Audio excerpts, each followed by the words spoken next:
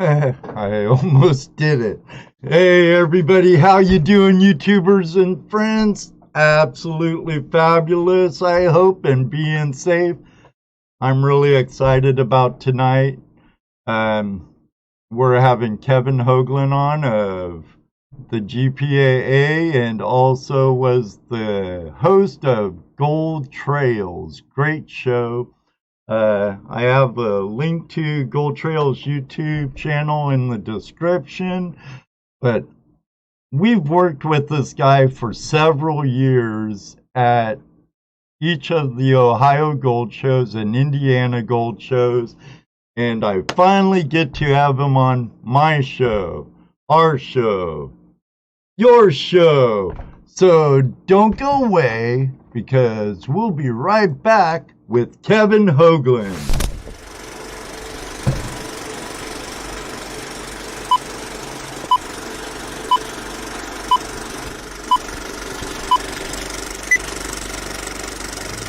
Hello, everybody, and welcome to another episode of Tuesday Night Hangout Live. It's Tuesday night, Hangout Live. It's Tuesday night, Hangout Live. It's Tuesday night, Hangout Live. With your hosts, and Marvin, and Jess, and Dano. Tuesday Night Hangout Live is a Flash in Your Pan production.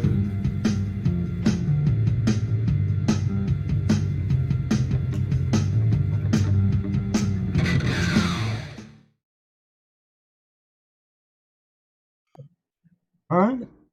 I thought you guys muted me. I did. He did, but he unmuted you. A little premature. That's it. Oh. Oh. So how are you two doing this week, Dano and Jesse? What's Are up, we live now?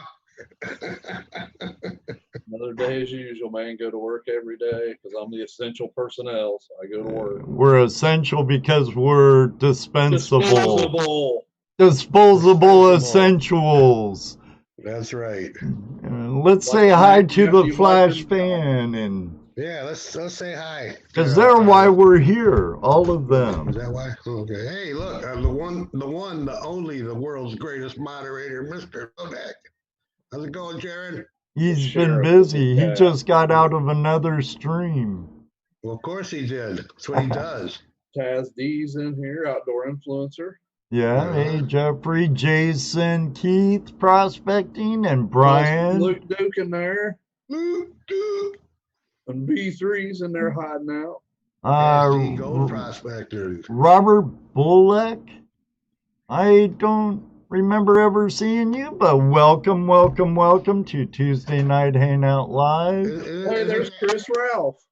Yeah. What's up, Chris? Hey, Chris. Look at Shooter Turtles. How's it going? Terry Curry, There's my welcome. buddy Rob. 805 Gold Prospecting. Here. All right. Nugget Brain, how are you doing, Mr. Hey, Peterson? what's up? Benzo Bonanza. Tammy and Bill, welcome. Oh, Randy Lewis, how's it going tonight? AU Migo Gold. That's a new name in the room, I believe. Yeah, especially since they're from British Columbia, I always think of amigos like Mexico when I see them. Hey, John Wolf, how you doing, brother of another mother? John, what's up, buddy? Dennis Hedrick. She Digs just showed up. Hey, She Digs. Our Scandinavian friend. Have you been checking out her videos? That's cool watching the stuff she finds. Off and on. That's in her house, too. She Digs. Yeah, she's ass. Awesome. He said, "We're not Mexican, Ed." He's north of the border. Yeah, I said, but you know, I think of Mexico. You don't have to be a Mexican to be an amigo. No. There's Shaw's Just ask me. prospecting. Shaw's prospecting just showed up. Hey, there's Ron. Hey, Shaw. you. Gold Pro Unlimited. Sheila Cummings, welcome. Oh, hey, Brian. I already called in. You're too late. Hey, Brian, call in. Jeremy exploring with the Nugget. Crazy Cat Lady, how you doing? You Is say hi it to B3 crazy? Relics Recovery. Oh, Yeah. hey Chris, how you? My duck buddy. Patrick Buddy. Moore, Teddy C. I got Dino a rescue duck. Oh Now, no, I That's my duck. dude, That's a I want rescue one of duck. those. Metal Detecting UK with the detectives of He Dorset. liked that, Jesse. He's laughing. He liked Yeah. You and your duck thing, and you and Chris back and forth ever since Gold Rush days. Well, we bet on the ducks. You true. They were thoroughbreds. We didn't make no money, but we sure bet a lot of money on them. His son got lucky, won a Nugget. Yeah. History. Welcome. So, Few new names. you say we had somebody as a guest tonight? Ooh, there's a guest. Yeah. It's pretty unusual, too. We've been on here, a few minutes now and haven't heard a word from him. You believe that? I bet Tim can't do that. Yeah, that's low. Kevin Hoagland, how you doing tonight, buddy? I am good. How are you guys? Good. Great. Thanks for joining us tonight, Kevin. Absolutely. How long has it been since when did we first talk about doing this? I was trying to figure it out, and I was going back through At least 2 or 3 gold shows ago. Oh, more Yeah. back. I It's- think it was, yeah. I think since you first went on the GPS show, Gold Prospector Space, we've been That's trying to like get you 5 years ago. I think I even called in. You did. Say, I think mostly I was trying to get you to come to our Gold Rush days. Yeah, I have Right. yet to make it to Gold Rush days. I We keep know. trying. We know. Good We time. know. Good time. We're there every year. We Yeah. know you're busy. We know you're busy. I figured now was a great time with all this Kung Flu, coronavirus stuff going on, that you'd be at home, and since the shows got postponed. You know, with the shows postponed, that's the only difference that's going on right now. I'm just as busy as I normally am. I'm getting out. Been prospecting a little bit whenever I get the chance. You know, we are a what do they call it? Shelter in place state now, like everybody else. Right. But they also we have a governor that just flat said, "Go recreate. If you can get out and maintain social distance, do it." So Well, yeah. See, like here in Ohio, right now is walleye season in the Maumee River, right today. And if you know about walleye season in Toledo, Shoulder to shoulder. shoulder to shoulder, for 3-4 miles along these shallow area. They started to let the people go out there, but they told them separate yourselves. Dude, you got people coming from all over the country. They didn't separate themselves, so they closed all public access. yeah. And that sucks because here in Ohio, it's either park access or private. Right. So that screwed a lot of things up, and that kind of sucks. Yeah. But hey, they could be worse. They could. Well, some states are doing that, I guess, giving people tickets for being out. So I guess it's getting there, isn't it? Yeah. But we don't like to talk about politics and crap like that No, here. no. This is about prospecting and having fun, getting Yeah. out, and we have to look. You have to be safe no matter what you do. I was sharing before we started that I'm an extremely high risk person. Right. So I have to be extremely careful, but I still go out. I still go prospecting. I still get out and do things.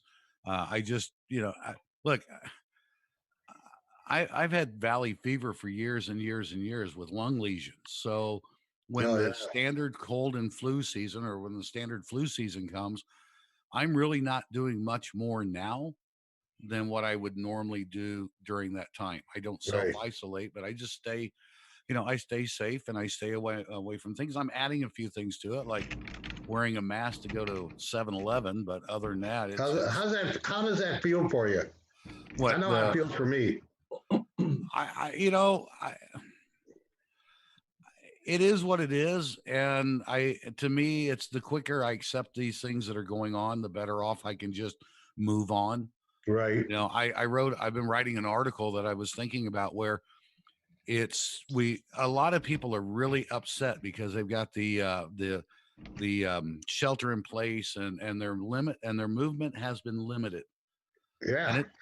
And it really does come down to, a lot of people are screaming that their civil rights are being violated. And in a way, yeah, but in every shelter in place state that's going on, you have these long conversations about getting out, recreating, doing these different things and so on like that. So I get that part of it.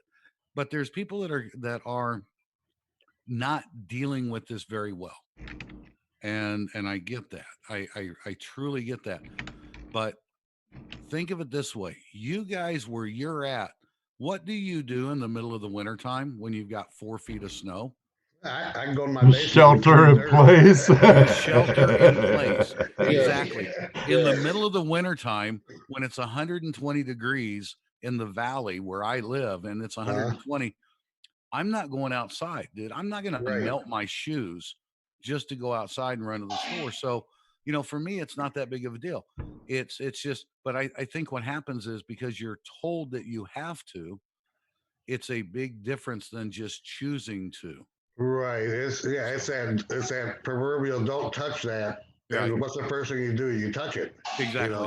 Exactly. Because that's the way we are. We're not the brightest cranes in the box compared to other creatures on this planet. Yeah. Well, a dog only pees on a barbed wire on a electric fence once. Right. Humans have a tendency to do it 3 times. Sure. All right, coronavirus to peeing on an electric fence. Let's talk about something else. Well, here, even better than that, Kevin. Dogs will actually learn from watching another dog do it. That's true. People won't. They'll see somebody do it, and they'll go do it too.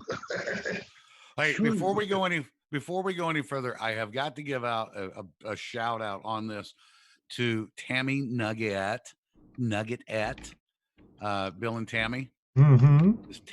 Tammy called me. Actually, Bill called me about 10 minutes till 5.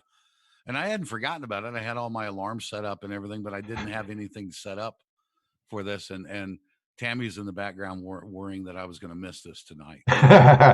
Good girl, Tammy. Thank you, Tammy. We appreciate it. Oh, yeah. Tammy and Bill were great guests. They were awesome. Oh, yeah, they were fun to have on the show. Yeah. And while you're saying hello to people, let me say hello to a couple treasure vixens. Hello. Maybe they're both there. I don't know. Oh, excuse me. Nugget Shooterette. No. Bill will correct you. She's just Tammy to me. I remember when that girl got off the bus. Tammy, don't worry about it, girl. You'll reach 1,000 soon in subscribers. Everybody, if you're not subscribed to Nugget Shooterette, head over to her channel. Let's get her to 1,000. Oh, yeah. Tonight. Is she on Tonight. Here? Cam, you should come on here under your YouTube name. That way you can just click on it. Where is she at right now? Tammy, what's your numbers right now? How many do you have? Well, what sucks is you can't click on those 3 dots next to them and see their channel anymore. There you go. World's Greatest Moderators. Put the link in there for her channel. Click on that. You can subscribe. Head over there. 792. 792. Now that is 202 away. Let's do it. Let's do it. We'll get that many views tonight. 1,001 tonight. Everybody go over there and click. Oh. Yes, absolutely. Now, I like Tammy's channel. I like Bill's channel. Both Very good informative people. channel. You're pretty informative too, Kevin. Yeah, well, it's about time Bill finally got on YouTube.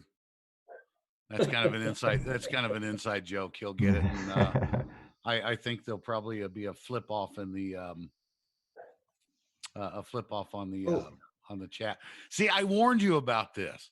I got to That's all cover right. this up. That's all right. I'll get you back on. I'm get- going to do that. You did warn us about it. Get a spray bottle of water every time he looks away, spray him. I have now covered up the chat. I do not see the chat. I cannot see the chat. That's OCD. That's what that's called. And Bill goes, Dana, Kevin, yep, you told me. I'm looking at the chat, man. Leave me alone. Wow. So, okay, where were we? I have no idea. Somewhere between hello and goodbye, I believe, and I don't know quite where we are. That's how we like the show to go. Let's just sit here and shoot the you know, like friends around the campfire. Right. I'm sure someone in the chat room is gonna ask eventually, how many metal detectors you got sitting back there behind you, and what are they, and what are they for, and all that stuff. Oh crap! I just keep detectors in my office. But we'll wait for those. I know. Okay. Actually, I want to talk about the gold shows, if you don't mind. Sure. Let's talk about gold shows. Yeah. So Don't miss it this year. That's what's gold show. Don't miss it. You're gonna miss the hell out of them this year. That's a good time. Yeah. I'm under the assumption that we're probably done for this year. I'm not under that assumption, and I'm gonna give you my reasoning. Sure. Okay, logistics. Yeah, that would be the only thing. I mean, look, if everything cleared up tomorrow and we could work with the venues and be able to reschedule things, then we would. But you know, when it starts clearing up, and I like the way Greg Miller said it, our vice president. He said, you know, we're not going to go to Georgia in the middle of August. Nobody wants to get out in the middle of August. It's like coming to Phoenix in the middle of August. Right. You know, it just, we have to make it work for everybody to where we know that our vendors are that our vendors want to travel there. And more importantly, that the public comes to the show. And yeah, I mean, go ahead. if we picked up at Butte, let's just say that it is December or January before we could actually kick in. And let's say that we did pick up at the next show, or, you know, Sacramento, then Washington, then Butte. But who wants to go to Butte in January? I'm not a big fan of that. Well, right, and that's why I'm saying that. I'm thinking logistic wise, if this continues the way it goes, because I mean, right now they're saying the end of this month, but who's to say what's really going to happen by then, right? Right. So, and then once the dates get closer, or you pass, let's say we gone past Cleveland show, or I mean the Dayton show, right? You're not going to be able to do that one again until next year. Right. So, and that's the only reason I would think that you wouldn't be able to do it, because of the logistics of it. Because you can't just say, okay, we missed this date, we want that date. And they're going to go, well, wait, we already got somebody on that date. Right. You know? So, hey, we may, you know, this screws up everybody. Yeah, it's a schedule that we can look at. With only 3 shows under the belt. It's something that, like I said, if things started coming back together, we could, especially since the venues are the ones that are canceling. You know, we made a decision for safety for the people coming to the shows and for the vendors for the Sacramento show. Absolutely. And then after that, well, I'll tell you what, every venue across the United States just started dropping like dominoes. So, you know, we're following in with it. We'll do what it takes. And when it's all said and done, we will be back out there and we will be back on the road. And I laughed because when we had the show schedule, it's 11 shows this year. That was what was scheduled.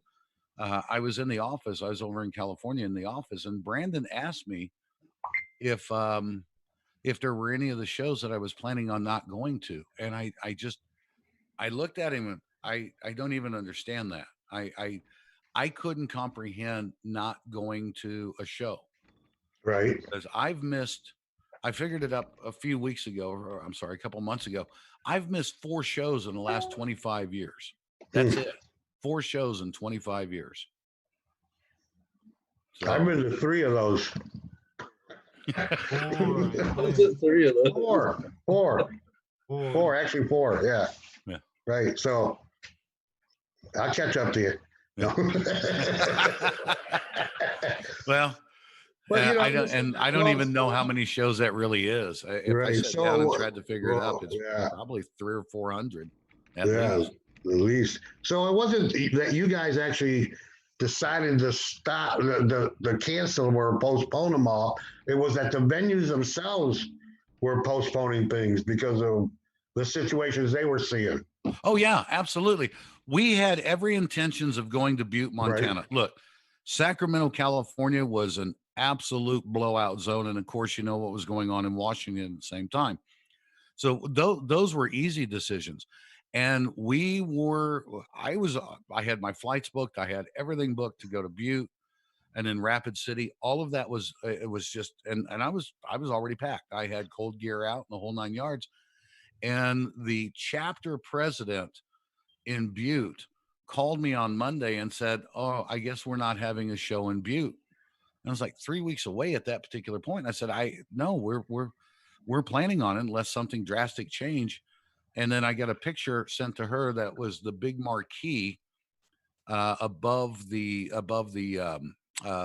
entrance to the center that said everything has been canceled until June.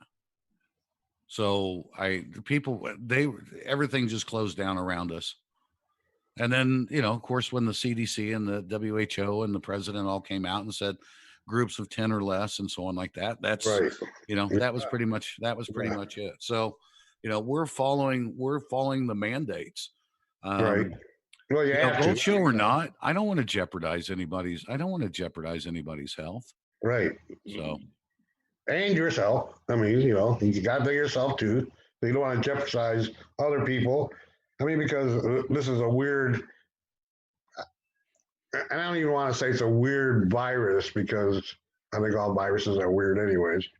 But it's just that it's a new one. It's not known. We don't know what it's actually going to do to us in the long run, if anything, you know. So yeah. So we just got to keep calm, folks. Yeah, you have to be calm. You cannot isolate. You know, I have written so much on this, and a podcast. I've done a couple of podcasts on it as well because the self-isolation is so dangerous, and you take somebody and you just watch this start to happen and the decay and everything else.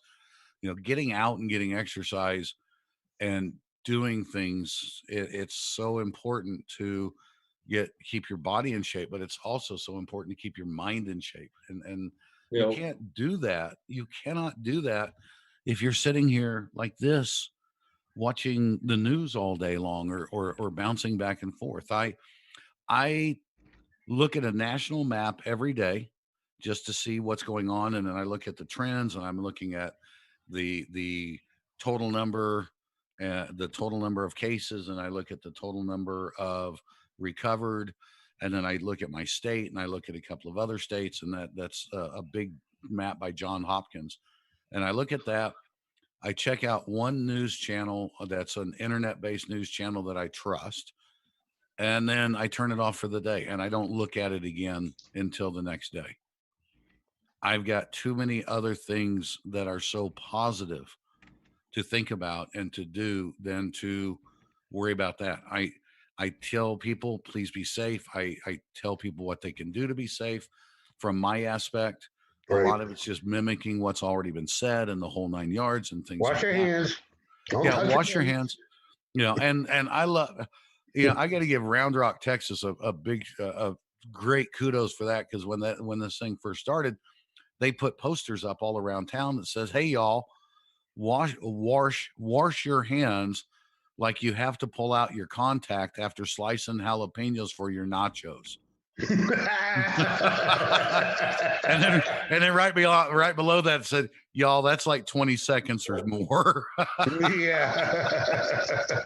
So, it was a great reminder to wash your hands, take care of yourself, but it was also really positive. It's a really positive message. A little humorous twist to it. That's awesome. Yeah. Awesome. So throughout all this, it's a matter of staying positive. It's a matter of doing a lot of things. And for me right now, I'm doing a lot of prospecting. And if I'm not out in the field prospecting, I'm prospecting right here. Generally in the wintertime. I've just moved up my summertime schedule. And Bill and I have talked about this on different things that we've done. When it's 120 degrees outside, that's when we're doing our prospecting.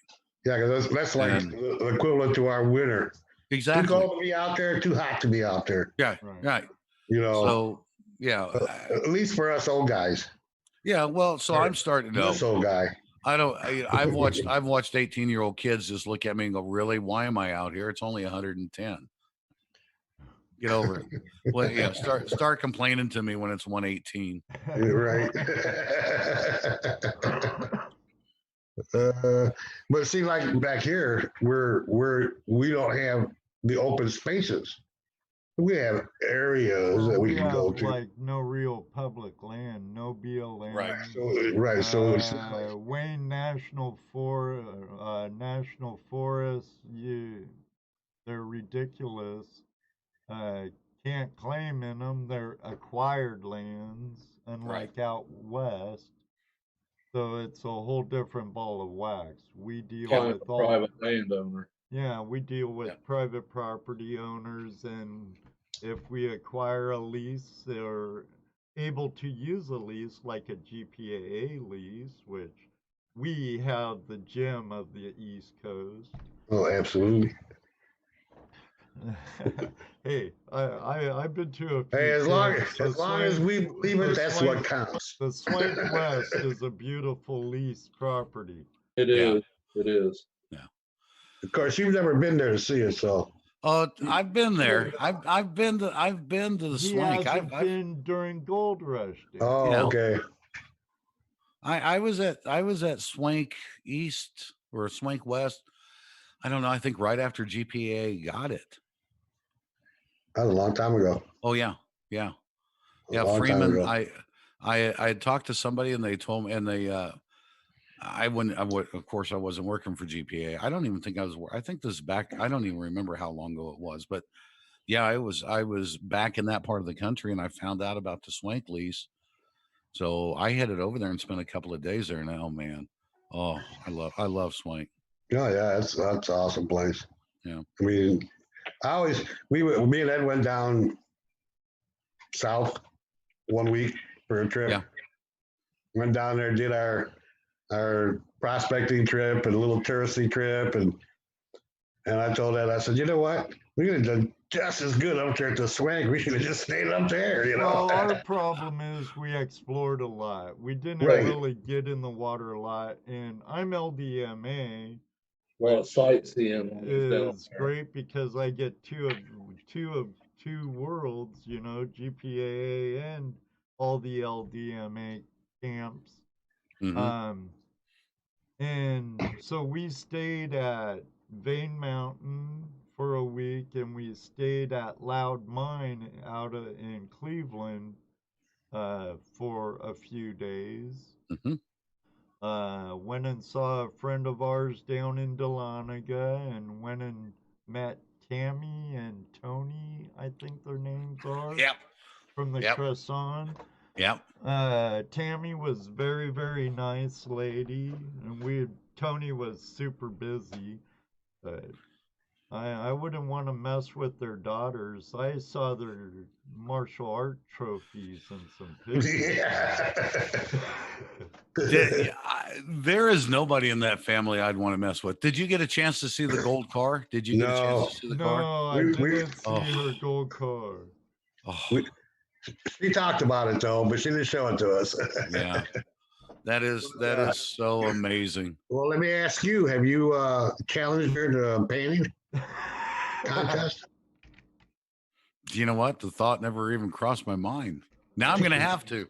All right, She'll kick your butt, dude. You know Michael from iPan for Gold? Yeah. We met Michael and his wife at the croissant mine. Then we went to the courthouse, you know, out to eat and stuff. But we met at the croissant mine, did some panning and stuff, did a little tour, and MDV challenged Tammy to a panning contest. My money was on Tammy from the start. Oh my gosh. Swish, zip, zip, you're done. Yeah. Oh yeah. With an S-wing steel pan to boot, you know. So. Yeah. And I've seen you pan fast like that too, but well, that's the equivalent of I saw this firsthand. Dennis Dayton. Oh yeah. Challenging Kevin Hoagland to a speed panning trough in the panning zone. I had to beat him, didn't I? Oh yeah. Oh yeah, you beat him. I had to beat. Oh, that's right. I not only beat him, I abused him. You spanked that little boy.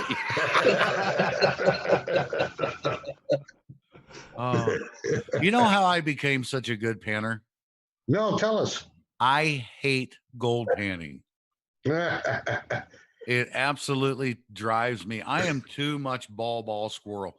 And to sit there and do that all day long absolutely makes me crazy. I will find anything I can do to get my concentrates. I won't sit there and pan cons if I'm sitting at the house. I will concentrate that stuff further and further and further down to where you can see the gold, and then I'll break out the gold pan. I'm really good at panning because I don't like panning. So I've done everything I could to make myself the best panner possible. See, I like to pan at certain times. Right. I use painting as a therapy for me. Right. Okay. But I'm with you too, as far as if I'm going to get the gold out of the material, I want to get the material away from all the gold I can. Yeah. Very little material. Yeah. You know, but as far as I love sitting out on the creek and panning. It's so therapeutic for me. I love it. Well, yeah, I like when I have a bad day, guys. I come home, I open up my shop, I go in the shed, and I pan a little, or I run my water table or something, and I just play out there for a little while, and then I chill out and come back in, or come in the house finally, and go to work again on this stuff and have dinner with the missus, but I'm relaxed, you know. Yeah. It is therapeutic. Hey, Pioneer Polly. Pioneer, hey, Polly, what's up? He liked us. He came back. Yeah. He did come back for the second time, Dano. You thought he would have learned his lesson the first time. I'm telling you, man. I'm telling you. You know, I loved his. We reached out to a lot of different people to write some articles about social distancing and just what you're doing. And Polly was one of the very first people to get an article to us, and it was a great. It was actually, we used it as a kickoff onto the website at goldprospectors.org. We used that as a kickoff, and it's still on there, and it's in the rotation. Cool. And it is such a great article. I mean, I'd love to just go hang out with him or have him come down to the desert and just spend a few days with me when all this crap is over. Saw Jeff Williams.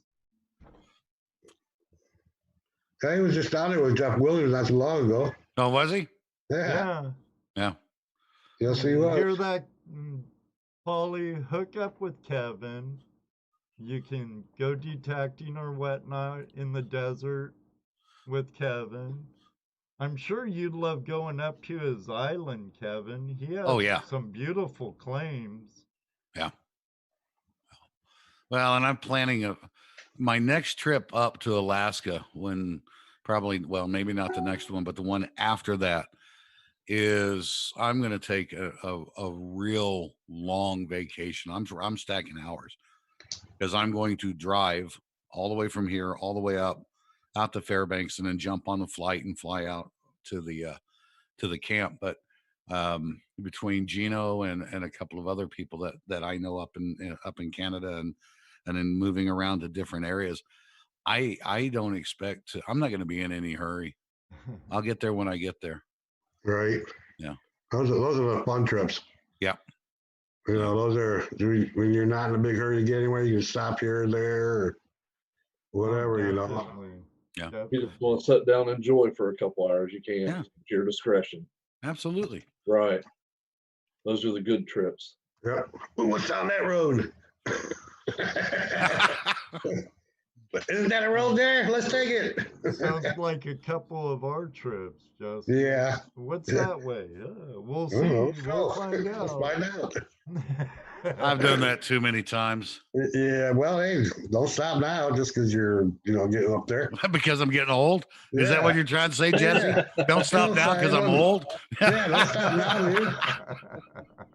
Crawl if you got to.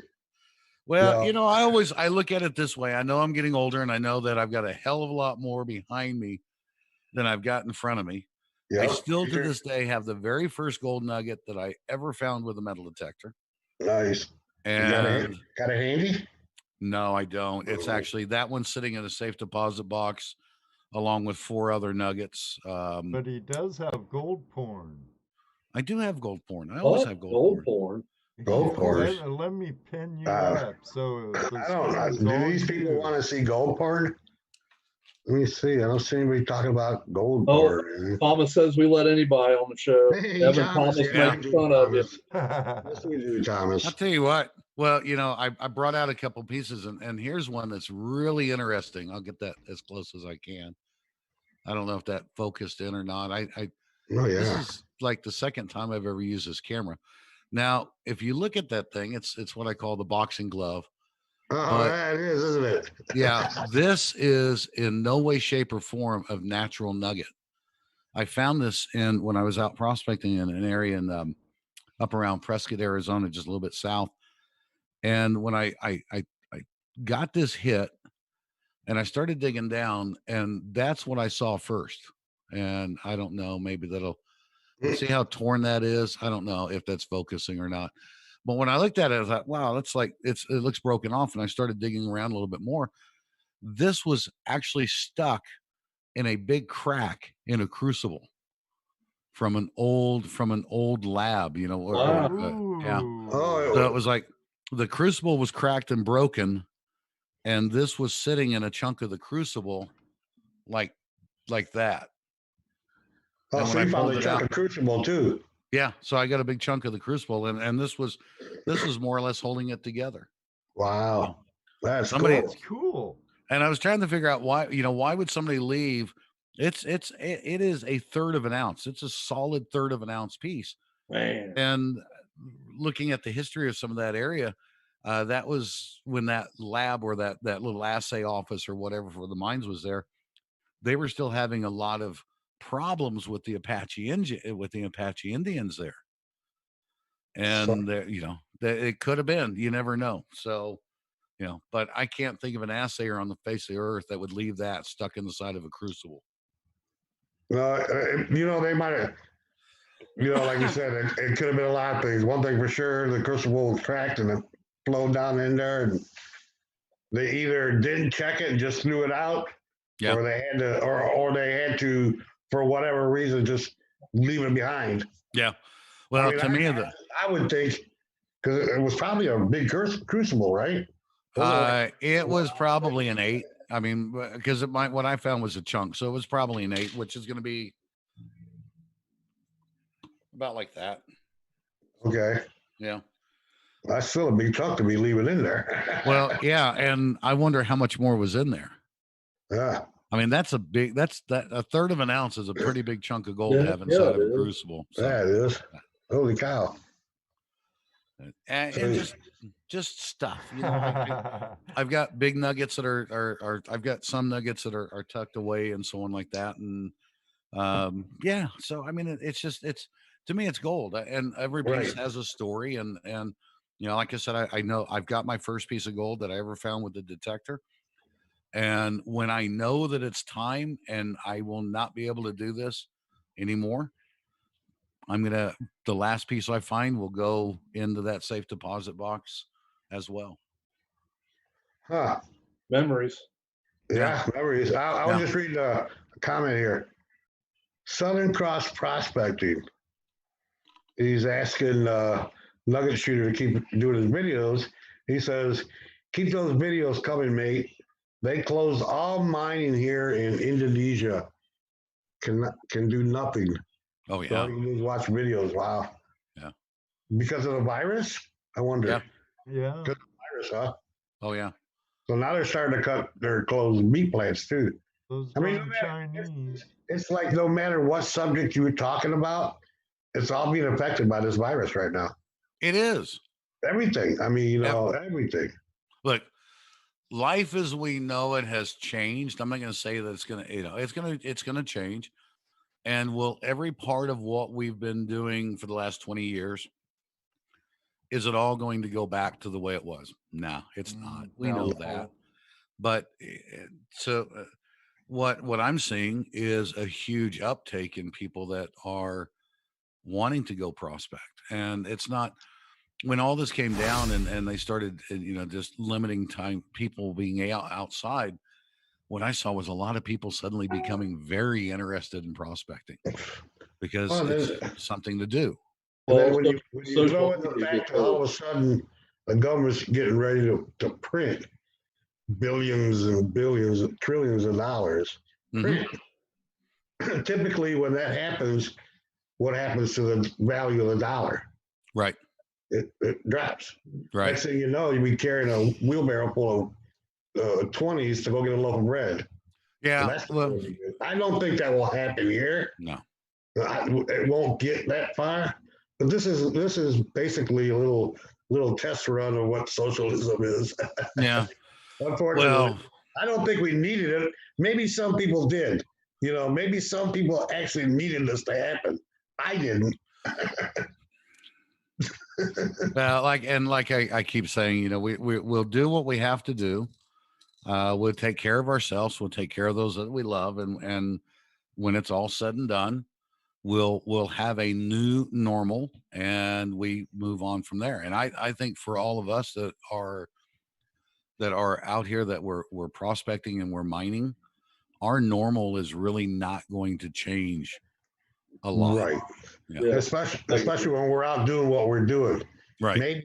Maybe when we're in town, or maybe when we're at work, or that kind of stuff. But in our real time, you know, we'll be out prospecting and enjoying life.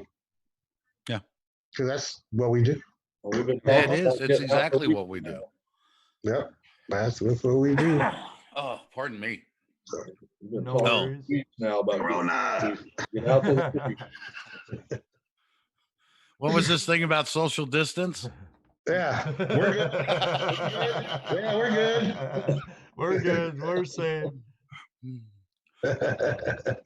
Yeah, but that's gonna be the weirdest part.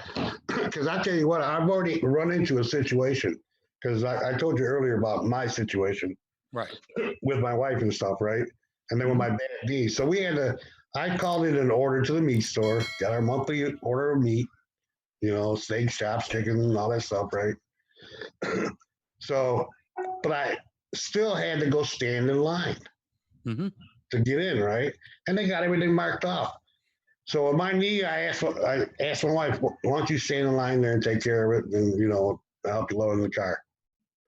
So I'm sitting in the car, and everybody's standing in line except for one dude. He's on his phone, and he's right up on my wife. Now, I'm already concerned about what's going on with her because of work. right? So I, in my most politely manner, walked up to the dude and said, "Hey, dude, 6 feet apart." He got mad. He got mad. Sure. He got mad. Oh, and then he didn't take the racial card. He didn't pull the racial card. He was going to. You know. He said, "Why are you picking on me?" I said, "Because you're the only one that's standing close to my wife." You know. I had a few people get mad at me, and a few people cheer me on.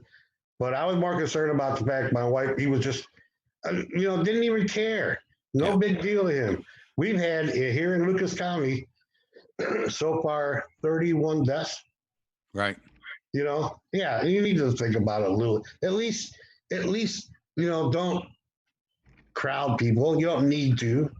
He was just told he was into his phone. Just didn't care about anything but his phone. What was on his phone? Yeah. Yeah. He 20% of people now. He kind of wanted to fight, but you don't want to fight an old man. First of all, you beat his ass. If you beat his ass, you're going to be nothing but a fool. And then if he kicks your ass, it's going to even be worse. So, he ain't So gonna what win. do we do? We go prospecting. That's Yeah. right. No, I told my wife, go sit in the car. I'll stand out here with my bad knee. And I'll just stand out here and keep talking about it loudly. Didn't say nothing. All right, it's time to get back to it. It's time to get back to gold porn. Yeah. Let's not go down these rabbit holes. Yeah. Oh, look. Oh, nice. That is the only piece Ooh. of gold that I have put on anything, on a chain or a bale, because that is my coyote. That is my Howland coyote. Oh, very cool. Nice. So Looks kind of like a screaming rabbit. Screaming rat.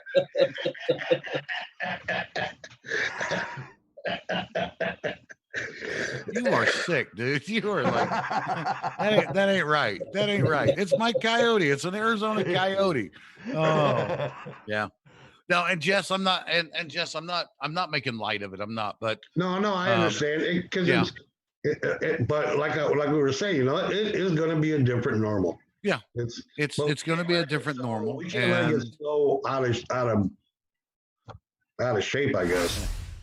Well, it's a test on your patience too, the people. It is. It can you be. You got to learn to conduct yourself, because Mhm. like Jesse, I had to run in with a lady in the supermarket. I went in to get stuff for lunch at work, so we didn't have to go out and eat places. We eat from the store. And this lady nudged forward. So finally I backed up. I was like, "Okay, go ahead, ma'am, no problem." She touched every package of cold meat on the shelf. She put her hand on every. And I'm just sitting there putting my head down, like, "Lady, what are you doing?" But I didn't say nothing. I let her pass. When she passed, I reached back and I grabbed the meat behind that meat and pulled it out, popped them Right. out. This guy kind of looked at me funny. I said, "Are you going to touch it?" I said, "I'm sorry, but she shouldn't be touching it unless she wants it." Yeah. Well, you should, regardless of the virus, you shouldn't be doing that anyways. But Yeah, I guess I let her do her thing. I was polite and let her pass. And I guess the difference for me is that I've lived as a high risk person for over 20 years. Right. So a lot of these things that we're doing now, as I was talking about earlier, are things that I've just done. Yeah, and I've added a couple of things to it. And do I get impatient with people at times? It's virtually impossible not to, just because society is what it is. And that's why I go prospecting. Guys, we got to go back. I can't talk about this. I just cannot talk about all of this. Let's go prospecting. Let's talk about. I got a prospecting question for you. Okay. Prospectors are the best breed of people. Right off the top of my head. Okay, just off the top of my head. It's not really prospecting. It's more metal detecting. I know you do metal detect for gold more than anything else.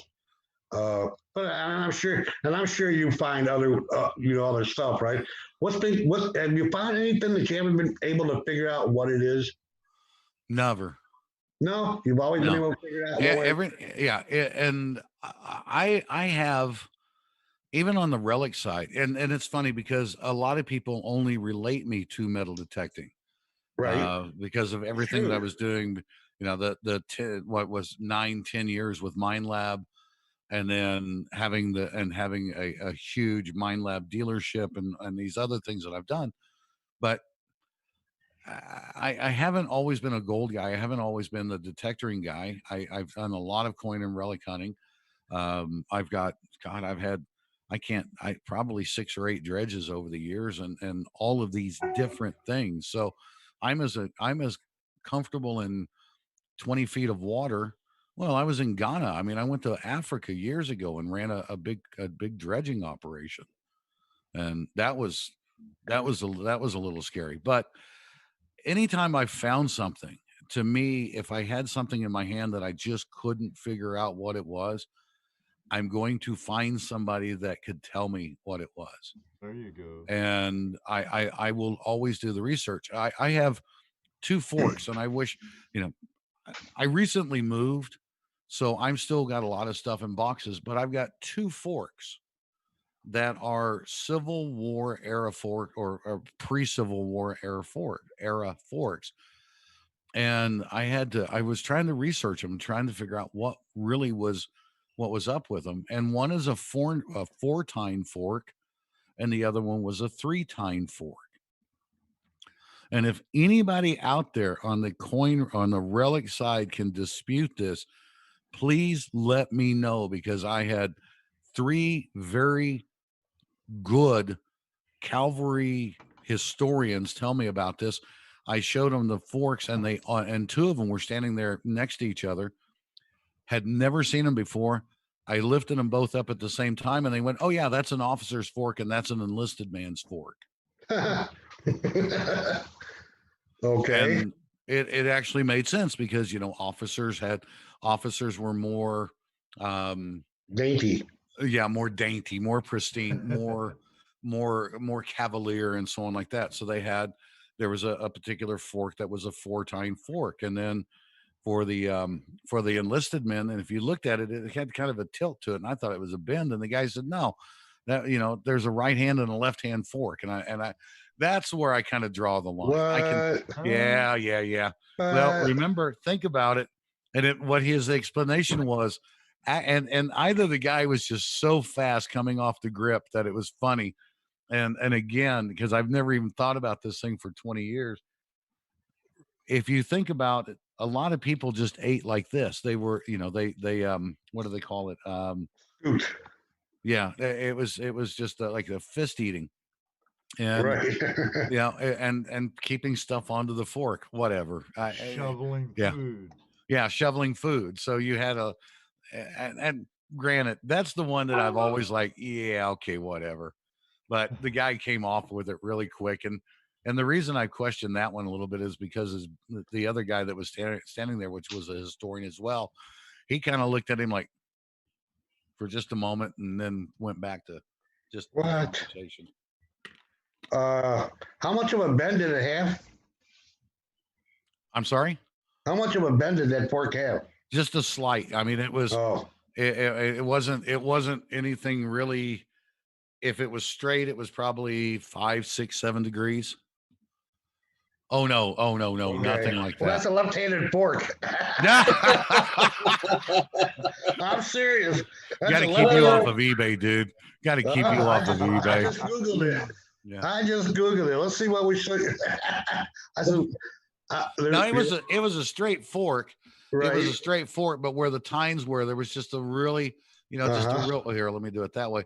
A real slight bend to it. So, Right. if you were eating like that, it would just kind of be a shovel, whatever. Right. Yeah, like I said, that's the one thing I'll never. Now, did I'll he never say actually. they bent it themselves to do it, or they Yeah. Okay. No, I don't think it came out of the factory like that. Why would anybody, especially in that time and age when making 1,000 forks in 20 minutes was really not going to happen. Right. They weren't just pressing them out, but yeah, no, it was supposedly the soldiers would bend that fork a little bit just to make it easier to club fisting. That's it. Yeah, that would be something they'd have to do for themselves, because my wife being left-handed, and even today, 90% of the stuff is made for right-handed people. Of course. So and growing up in school, they tried to force her to be right-handed. Mm-hmm. You know, so I doubt very much that they would make a fork for a left-handed person. Oh no, no. All this stuff was bent. So, but that was the closest thing. That was the longest thing that I've ever found, or items that I ever found that I really had a hard time identifying. If I'm out in the field, I always carry the Ottoman guide to rocks and minerals with me. Always. It's a big thick pocketbook with book. Yeah, I mean it is. If you're prospecting or if you're rock hunting, you absolutely have to have that. That's one of those things that you have to have in your inventory. Is there are a lot of things that look very similar, but and there are some things that look identical, but then you get into the hardness and the cleavage and different things like that, and that's the easiest way to identify it. So, take what's out there, take what people have already done, and you just use the science behind it, right, to identify things. So, and aside from the spaceship that Tammy Nugget Nugget came in, I really haven't been able to identify anything. So Tammy's spaceship is really the only thing that I haven't truly identified. Amigo Gold, Amigo Gold, what's your oldest coin found and your favorite coin?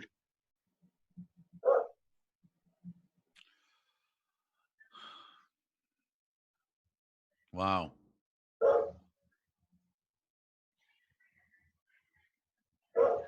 I have got a Roman coin that I can't tell the date on it, that I found while I was in Europe. So I really don't know. That's going to be the oldest thing that I've ever found, was that small Roman. And if I had access to it right now, I'd hold it up and let you guys see it. But that's another thing. You know what? I'll come on after I get completely moved and I've got all my stuff and I can just lay out all my pretties right in front of me. Okay. Nice. I can just pick stuff up. Precious. That's Libby that wants it. I'll be right back. So that's 2018 quarter.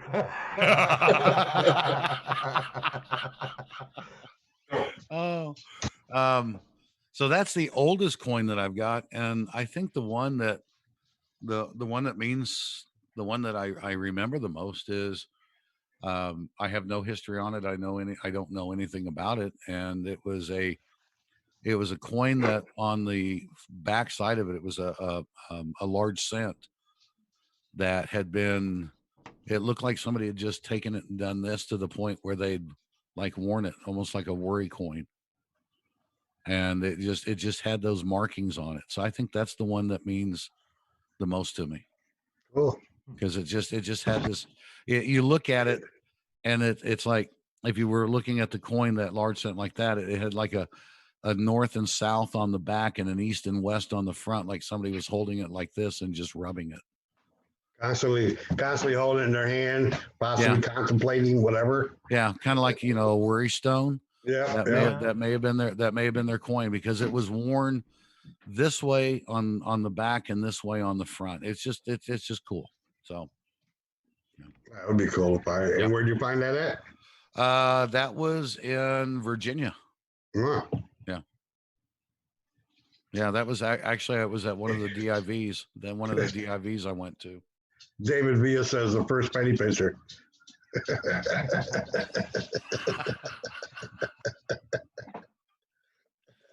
All right, Ebenezer, way to go. Yeah. Oh. What's been your scariest situation while out in the field prospecting or detecting?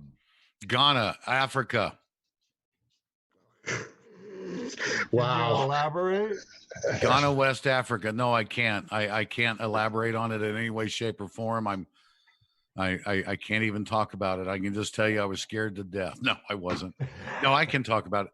I had been invited over, myself and a few other people, and we got there, and they were trying to get some commercial dredging operations going and doing some other things, and unfortunately, that particular time, I don't know if any of you guys have ever seen a Keen Nessie back at Yes. the cutting wheel dredge, the big one. Yeah, it's a big Um, reclamation dredge, isn't it? Yeah. Yeah, it's a reclamation dredge now, but years ago they were using the Nessie for doing some gold mining. And if you had enough money and you could get the thing off to Africa. And unfortunately the problem is that by the time it was pretty well torn up. So it was just a matter of putting dredges into the water. And the and I'll never, and I won't say his name, but when we got there, there was an Australian that was there that was our security manager. And the first words out of his mouth was, well, mates, you've got these dredges sitting in the water. Every time you come up, make sure that you come up in between the pontoons and come up slow and come up in between the pontoons. And I was like, okay, why? He said, well, if you come up and the guns are pointing at you, then you know that a coup just happened. Go back underwater, cut your line, cut your airline, take a deep breath, cut your airlines, drop your weights, and just get down current. Because down current, you'll see some taping tied to rocks and come up there, and that's where we'll pick you up. Right? Oh, okay.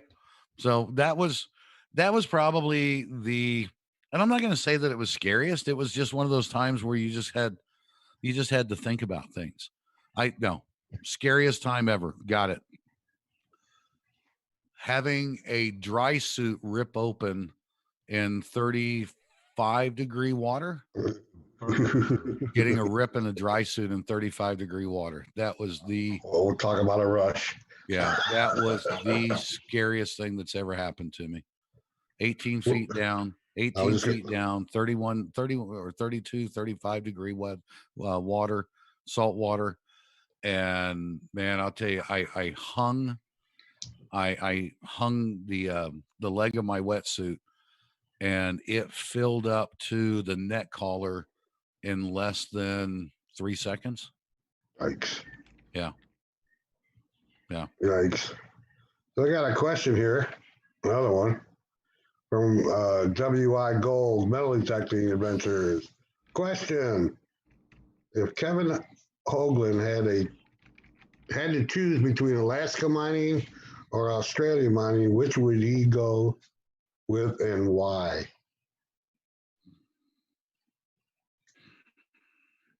Can I just not answer that question? I guess. I love Australia. I really do love prospecting in Australia. Wow.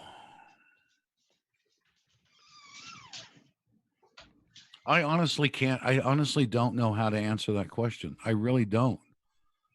Alaska has. Well, let's see if I can make it a little easier for you. Okay. Which one would you go to first? Alaska. Okay. Oh, you mean like this year? Sure. Like right now? Sure. Well, it's coming up in the summer. It's coming up in the wintertime in Australia. So yeah, I'm packing my bags. And here's another cool thing. I fly Virgin Australia every time I go over, and the coach seats are about that much wider. So that 21-hour trip is not that bad. Okay. Yeah. Gosh. I'm always asked, where's my favorite place to prospect? And I got to tell you, my favorite place to prospect is wherever I'm at. There you go. There you go. If I'm in Ohio, that's my favorite place to prospect at that point in time. I'm in Arizona, so it's my favorite place to prospect. Where would I go? Oh gosh, sorry. I wish I could give you more clarity on that, but I can't. That's all right. It's completely different types of prospecting. Right. Yeah. Well, and you're constantly, if I'm fossicking in Australia, then it's completely different than prospecting in Alaska. It's two completely different worlds. Well, and that's true about here in the States too. Anywhere in the States, the way we prospect here in Ohio is different from what you do in Arizona or what people do in California, Washington, Canada. I mean, everybody has their own methods in that particular area because one method works better than another. I mean, when was the last time any of you guys used a dry washer? I was just going to say, Never. I don't remember ever using a dry washer myself. Never. I mean, it'd be so much work in order to use a dry washer. We would have to dig a bunch. Oh, sure. We would have to dig a bunch. Yeah, here. Oh. How long it would take us to dry our material dry enough to be able to run it? Yeah, I mean, if you want to go dry washing in Ohio in June, you need to start prepping your material right now. Yeah, no doubt. Yeah, right. No doubt. And you're gonna have to prep it and leave it inside because as soon as it rains, you just start all over. Right. Pioneer Polly, where wouldn't you go? Any place you will refuse given the opportunity. Rough crowd.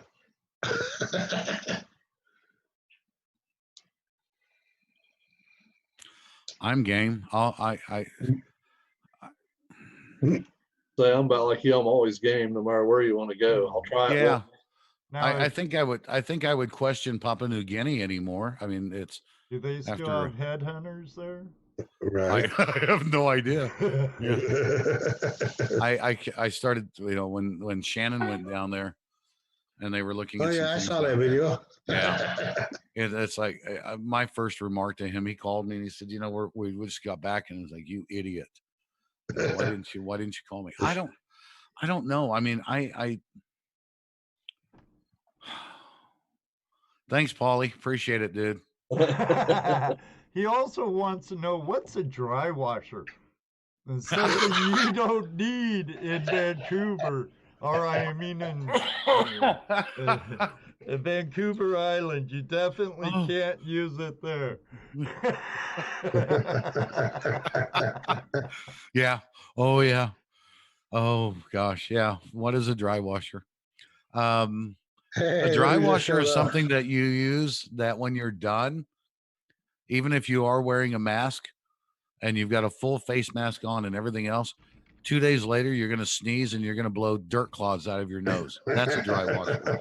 Now, for those who might want to try it out in the desert, can you explain to them why it's real important to have dust protection around your mouth and nose? Well, I'm a perfect example of it. Valley fever. Yeah. Valley fever is a virus. It's a bacteria that lives in the soils. And when it really started coming to prevalence is when they were doing a lot of construction in the valley. And when we say valley, Phoenix and that area through there, where it really started becoming prevalent here was digging up all this stuff. And then the spores and everything get up in the air. And then you inhale them, and you go in your lungs and you end up with valley fever. And I'll tell you, valley fever will make you wish if it hits you really, really hard, which when it hits me, it does. You just, I've never been put on a ventilator, but I think I've come damn close to it. I can't describe to you the pain that I have now. And I know other people that have valley fever that it gives them a couple of days of just downtime and then they keep on going. But for me, I can't think of anything that's happened to me that's been more painful than just think about it this way. Somebody's going to reach into your chest, grab your lungs and just squeeze them and then push them back out and squeeze them and push them back out. And so, that's the danger that's one of the biggest dangers of dry washing. That's one part of it. I mean, that's the far, far danger side. But the rest of it is when you're dry washing, you're Pigpen from Charlie Brown, man. Isn't there a problem with the silica dust also? Yeah, anything and everything that's out there. I mean, silica silica, diatomaceous earth, all of those things like that. They'll do damage to you. Right. They'll do damage to you, And that's a whole different thing, right? That's a whole different problem. Yeah. Those are completely different problems, and it's just better to just put on a face mask and put on a pair of sunglasses or something and go to work.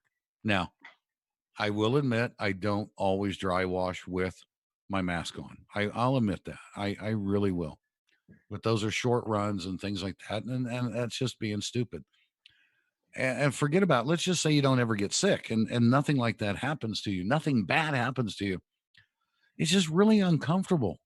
It's Right. just really uncomfortable to go through the entire course of a day, and you get ready to drink a cup of water or something. You've got your bottle there, and you've got everything protected, and you take that first swig out of it, and you're washing all that dirt off of your mustache and everything else into your mouth, and it's gritty, and it's just disgusting. Why go through that? Yeah, Outdoorsy Gal says Johnny has COPD from all the sorts of dust in his work. Yep. Yeah. I noticed you're not smoking anymore. Well, I do occasionally. Yeah, I've gotten really good I about it. saw him vaping. Yeah, I saw him vaping. That's why I said that. Yeah, speaking- I got put on notice by Shannon Poe and a couple other people during the Phoenix Gold Show, and Shannon just absolutely tore into me, and it was time. So Did he like you hanging out in the back door, smoking cigarettes with with the riffraff? yeah. I haven't completely. And I'll tell you one thing. I haven't completely stopped, but I feel better. My lungs feel better. I mean, it's been changing. Right. I went through that too when I first started. Yeah. It's a little rough, but I've been 4 years in September, maybe 4 years in September. So Yeah. and a lot cheaper. I'll get there. Let's see, I have a special blend everybody knows about called the 49er, made specially for me. Does it taste like waffle syrup? No. And believe it or Tastes not, like sourdough. it tastes like my cool menthols. Oh. Outdoorsy Girl has a question for you. She says, do I see a Garrett AT Max behind Kevin? No, you do What not. detectors are behind him? Okay. I don't even know. Hang on. I'm gonna have to turn around and look because I'm not even sure what I threw in here. I told you they'd be asking you. Let me see, a gold bug. Oh crap. Yeah, we're all I safe. got one detector that's actually in the middle of field testing, and it shouldn't be sitting there. It doesn't exist. No, I'm kidding. All right, over this shoulder is I have a MindLab STC 2300. I have a MindLab Gold Monster 1000 with the little tiny 4-inch coil. And then sitting in between those is the new White's GMX. And over on this side, my old gold bug. That's the old one? That's an old one. And then GPZ 7000, a 7000, and my 800. Cool. Now we got a technical question for you. Sure. I got one of those 800s. I like that. I tell you what, man, I like the Equinox 800. I really do. Lifetime GPA. I got it right off the shelf from you. He blames you for it too. Good. I also picked one up at the Gold Rush days. Yeah. I need to hit you up for a prospecting trip so I can learn to use the damn thing. You ready for a technical question? Sure.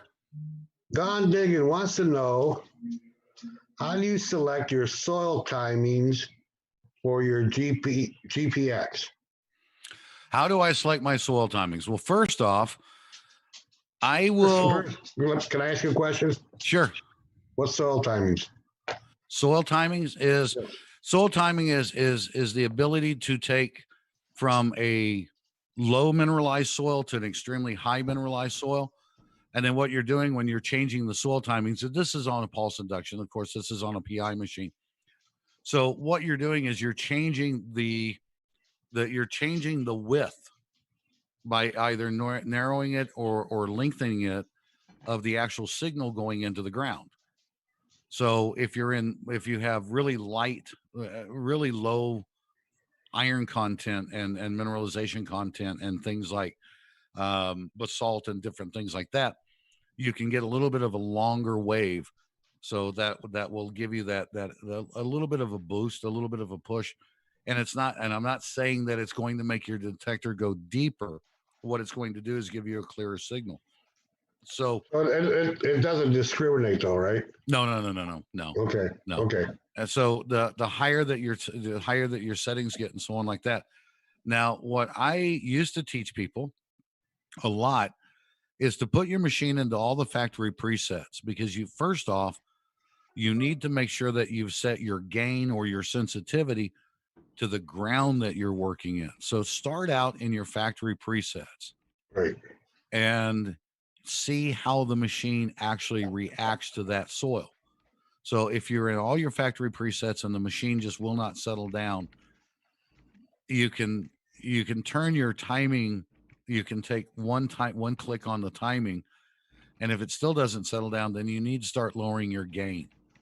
You've got to get your gain set, because the worst thing that happens for people that are out there, and this is VLF or pulse induction, I don't care, is that you crank your gain or your sensitivity up to a point where you can actually make the machine not see a target.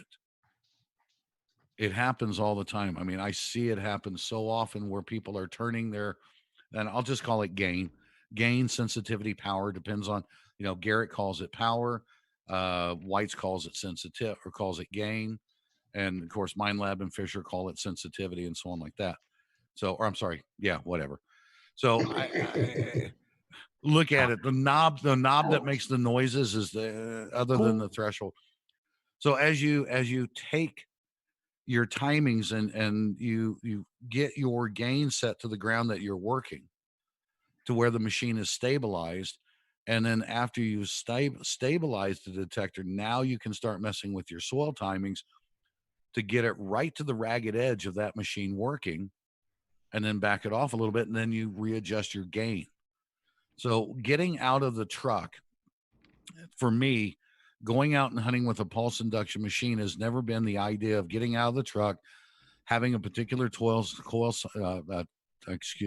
timing or this or that. I'm going to let the ground tell me how it wants to be worked. Right. And like I said earlier, every place is different. So you can't. Everywhere is different. And even the same spot that you work in will change throughout the course of the day. And I always use an example. I've got on a GPX 5000, there's a spot that I've been working for years. And the factory preset's pretty high on that machine. I've never had that machine above 5 on its gain. And that's on really dry ground. And I've never had it above 4 if the ground is wet, because the mineralization is so bad. But every time I get out there and I do a little bit of a scrape on it or whatever, I'm still getting targets at extreme depth. And I'm also getting small targets, if I put a little 8-inch coil on it, or the little Coiltech Joey on that machine, and I go across there, I've done some raking, I will pull out targets that if I put the machine in all the factory presets and then just did regular timings to it, you can barely hear them, or you can walk right over them. So the biggest hint the biggest thing that I can share with anybody is that, it's now 50 years of detecting. I'm 59 years old, man. I built my first machine when that was that was a birthday present. Oh, you're so After old. all these years, man, Oh, I've you're just, so old. I You're know. so old. Jesse. After all these years and all these rabbit holes that I've gone down, the one thing to remember is that a metal detector is a tool. It's just a machine. It only knows zeros and ones. Okay, we're going to look at it like it's a computer. It only knows zeros and ones. Right. You have to let it do what it does the very, very best, and you have to let it find that spot. So it's like when you said, if you've got a machine that runs with a threshold, it's not about having that very stable threshold that sounds like the mosquito buzzing by the ear. It's more than that. It's having that threshold that you hear back here. You hear the rhythm, and when you've got those things really dialed in, you actually hear the sounds back here. And when you're really in the zone and you've got a machine like this old gold bug, that old gold bug, I love that machine. I absolutely love that machine because I can hear a target before it actually hits the coil. And it's because it's coming through and I hear it back here. I hear that sound coming through because it's starting to come into the machine. You know, the machine is starting to realize that there's something going on. There's a slight difference happening within the ground. Or there's a target there. There's something, the conductivity of the ground is changing, and it's changing drastically. But before it says, hey, dig here, it starts to figure things out. And that's when you start hearing those targets back there. It's one of those things I always say is, well, you know, when you learn your machine, when you literally learn your machine, you become the machine. Yeah, absolutely. And you need to. Right. One of my seminars has always been one of the seminars that I do is detecting Zen, and it's about taking this thing right here and then matching it to the detector that you're using, and then matching it to the ground. And when you have all of those things matched together, and you're willing to work with that, you know, sensitivity is not a one and done. Ground balance is not a one and done. Threshold's not a one and done. And I'm going to ask you a question. What machine? Any of you guys have a gold bug? I don't. Yeah, Gold Bug Pro. Okay. All right. So when you're hunting with the threshold, and you've got that threshold set, and you've got it set right where you've got that mosquito, you've got that that mosquito buzzing by your ear. Mhm. When you get to the end of the swing, and you know that you have your coil flat on the ground, and you're doing everything right, and you start to come back the other direction, have you ever had like a double hit? So you're going along and you've got this and you start to reverse and you get You ever had that? I might have, but I can't recall for sure, Kevin. Okay. If you ever have that, that is one very simple thing that your metal detector is telling you. And I don't care. And I just used the gold bug. And I mean, if somebody's got another machine that's a threshold machine, great, throw it out there. But that is the machine telling you to slow down, because all you've done is you've actually overrun your signal. Okay. So you're swinging and you get to the end. The machine doesn't talk to you in a voice, but it does have a voice, and that threshold is the voice of that detector, and it will tell you everything you need to know. Everything. So you need to learn the rebound of your machine also, right? You need to learn everything about your machine. Right, because there's a rebound on every machine, I assume.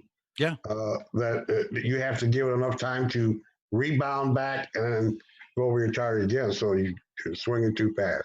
Yeah. And so at the end of your swing, so I'm going along, wah, wah, wah, wah, wah, wah, wah, wah, wah, wah, wah, wah, wah, wah, wah, and I get that little double hit as I start to go back the other way. And your threshold just goes, you got that nice threshold, and it's going along, and all of a sudden as you start to come back, and the first thing you do is you check to make sure you're still on the ground. You check to make sure that you've got ground clearance or you're on the ground, you're not doing this when you get to the end and all this other stuff, and you know that you're doing everything right. And when that happens to you before the next time, slow down your swing and do it again. And miraculously, that's gone away. unless you've got your sensitivity all completely screwed up and everything else like that, Right. other things. Let But me it's, think of- if you don't, because the detector will tell you everything. Right. And it even with this White's GMX, it's got a great VDI. I mean, White's has a good VDI on it. I will never hunt with a VDI. If I'm nugget hunting, if it makes a sound, I'm going to dig it. I'm going to investigate it. I'm going to dig it. But I will never use the VDI because VDIs will lie to you. How many times have you been out there hunting with a coin and relic machine that you've hit a target that said it was a pull tab and you pulled out a nickel? How many times have you hit something that it says it might be marginal and it's a really good silver, or not a silver, but a really good coin. And I'm leaving stinking Lincolns out of this. But how many times have you had that machine lie to you? If you're nugget hunting and you're using a VDI detector, you're going to walk over gold. You're going to walk over gold for two reasons. One is you're going to start believing the machine. You get out in an area and you've been digging targets and you've been digging trash all day long. You don't want to dig trash. So if you think that you hear something that's a little bit different, or if you think you see something on your VDI that you just, it's like, oh crap, I'm not going to dig that. I'm tired of digging trash. You will set yourself up for failure with the detector. I've watched great detectorists set themselves up and just fail and have somebody walk behind them and find a nugget that they walked over because they were tired of digging trash, or they had something else on their mind. And I love this day and age with all these new wireless, truly wireless headsets. I've got one I've been using that it's a Bluetooth. It's an actual Bluetooth headset. So I can tie in to 3 different people's headphones at one time and hear everything going on in my headphones. And I can be 50, 60 feet away from them. So the last time I actually did a training and I was testing these things, I was just sitting back there listening to these people as they were swinging, and I could, just scream out, "Hey, slow down," because I could hear that they were going too fast. I could hear. Right, you could hear what was happening. And there was one guy, he had dug like, I don't know, probably 10 or 12 little shards of a bullet. And he hit 2 more and he just refused to dig them because he knew that they were going to be bullets. Wow. Wow. I mean, that, yeah. Wouldn't that be part of the reason? Wouldn't they have had a hard time detecting that if there was a gold nugget in there with all those pieces of lead, right? So when he got to those last few pieces, he got tired of it. And still hearing the same sounds. He was really misinterpreting what he was hearing then. It wasn't that he was misinterpreting. He just was tired of digging trash. So therefore he had set his own head up that every target's going to be trash. Okay. And had it been a significantly different target, he probably would have dug it. But if you've come out to Arizona and you've, or hunt, I don't care where you've been, if you've been out nugget hunting and you hit a gold and lead are almost identical. That's what I was gonna ask. Yeah. I Almost heard identical. they sound a lot alike. That in some cases they sound identical. Okay. If they absolutely sound identical, especially if you get a bunch of the old rounds from like the 70s and 80s that have been shot off into the hills, like pistol rounds where you had a lot of lead, right. Those things would splatter, and the way that those things splatter out, it's look, a metal detector is reading the conductivity. Right. It's a conductive target, and so that conductivity and the extra metals that they've got in to cause this to do this and do that. You're talking about a signal that if you truly believe that the difference, you're going to get yourself in trouble. I will tell you, you learn by example. The first time that I got into a bucket patch, what we call a bucket patch, where it's buckets, lead nuggets. Mm-hmm. I was, bullets. You get it. Yeah. You guys get it. We find a lot. Yeah, I had gotten so frustrated because I was finding these little itty bitty tiny splatters off of this. And I did the same thing that I just told everybody not to do. And I walked over a gold nugget, and the guy that was behind me kept digging. I mean, he was digging everything no matter what. And he pulled a nugget out of my footprint. Oh. So there was no way I could say, oh, you know what? I didn't get over there. I don't think I hit right that there, spot. dude. Yeah. But Yeah. that was that lesson that taught me, if I'm not willing to dig everything and at least test everything. Now, that was, and I can say that I will hold to that about 99% of the time. But when now with some of the new discrimination systems that are available on gold nugget machines, if I have the same repeatable signal, if I'm hunting in an area and I get the same exact repeatable signal, and every time I dig that up, it's a little nail, I'm not going to dig that target anymore. If it's a nail, if it's lead, yeah, I'm going to dig it. I'm really going to dig it because it's a non-ferrous metal. And if it's a non-ferrous metal and it's in the ground, it's got to come out. Right. Yeah. Makes sense. Hey, thank you for getting away from coronavirus. Now we're in a place where I really like to play. David Kazzy Boy Villa says, dig it and then cuss it. Yeah, dig it then cuss it. Tazzy Boys Prospecting. He actually has a great channel. You should check it out, Kevin. I think I have. Okay. Have you ever been to Tasmania? No, that's on the list. That's Didn't on make the it there. list, Tazzy Yep. Boys. Did not make it the last time. Did not make it the last time I was that in that neck of the woods. But I will be there. I will. And I don't call things my bucket list. I don't believe in bucket list. That is my living list. That is one place I want to go, and I want to be there, and I want to be there in just full force and in total enjoyment of everything. Everything. I like that. That living list. Yeah. I like that. Yeah. Bill Southern has a question. Tell Bill the answer is blue. What is the best advice you can give someone new to metal detecting for gold nuggets? Have they bought the machine yet, Bill, or are they still looking? Oh, Ron's here, Ed. Uh-oh. The hills mining. Plug your ears for a second, Kevin. Run for the hills. Hey, Ron, how you doing? What's up, buddy? Ron? What's up, Ron? My voice is still ever Kevin since just looks that puzzled. one time. It's okay. It's okay. We have a friend, Ron Adams. He builds sluice boxes, and he calls his company Ron for the Hills Mining. So I do a little Iron Marvin in there. Gotcha. All right. The best thing that I can tell somebody before. Whoops, I'm sorry. What? Because it's his show and he can. Absolutely. Look, the best advice that I could give somebody before, if they're looking at buying a machine, is do not spend so much time on the internet that you get confused. And it's going to happen because it's easy. Yeah, I mean, and you end up going down rabbit holes, and you end up looking at all of this other stuff.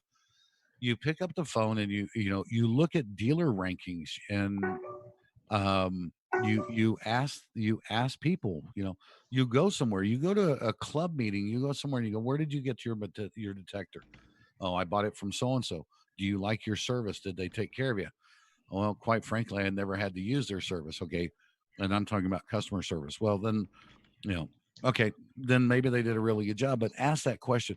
Make sure that when you finally make a decision on purchasing a machine, that you're dealing with somebody that has your best interest in heart, your ultimate goal in heart. Right.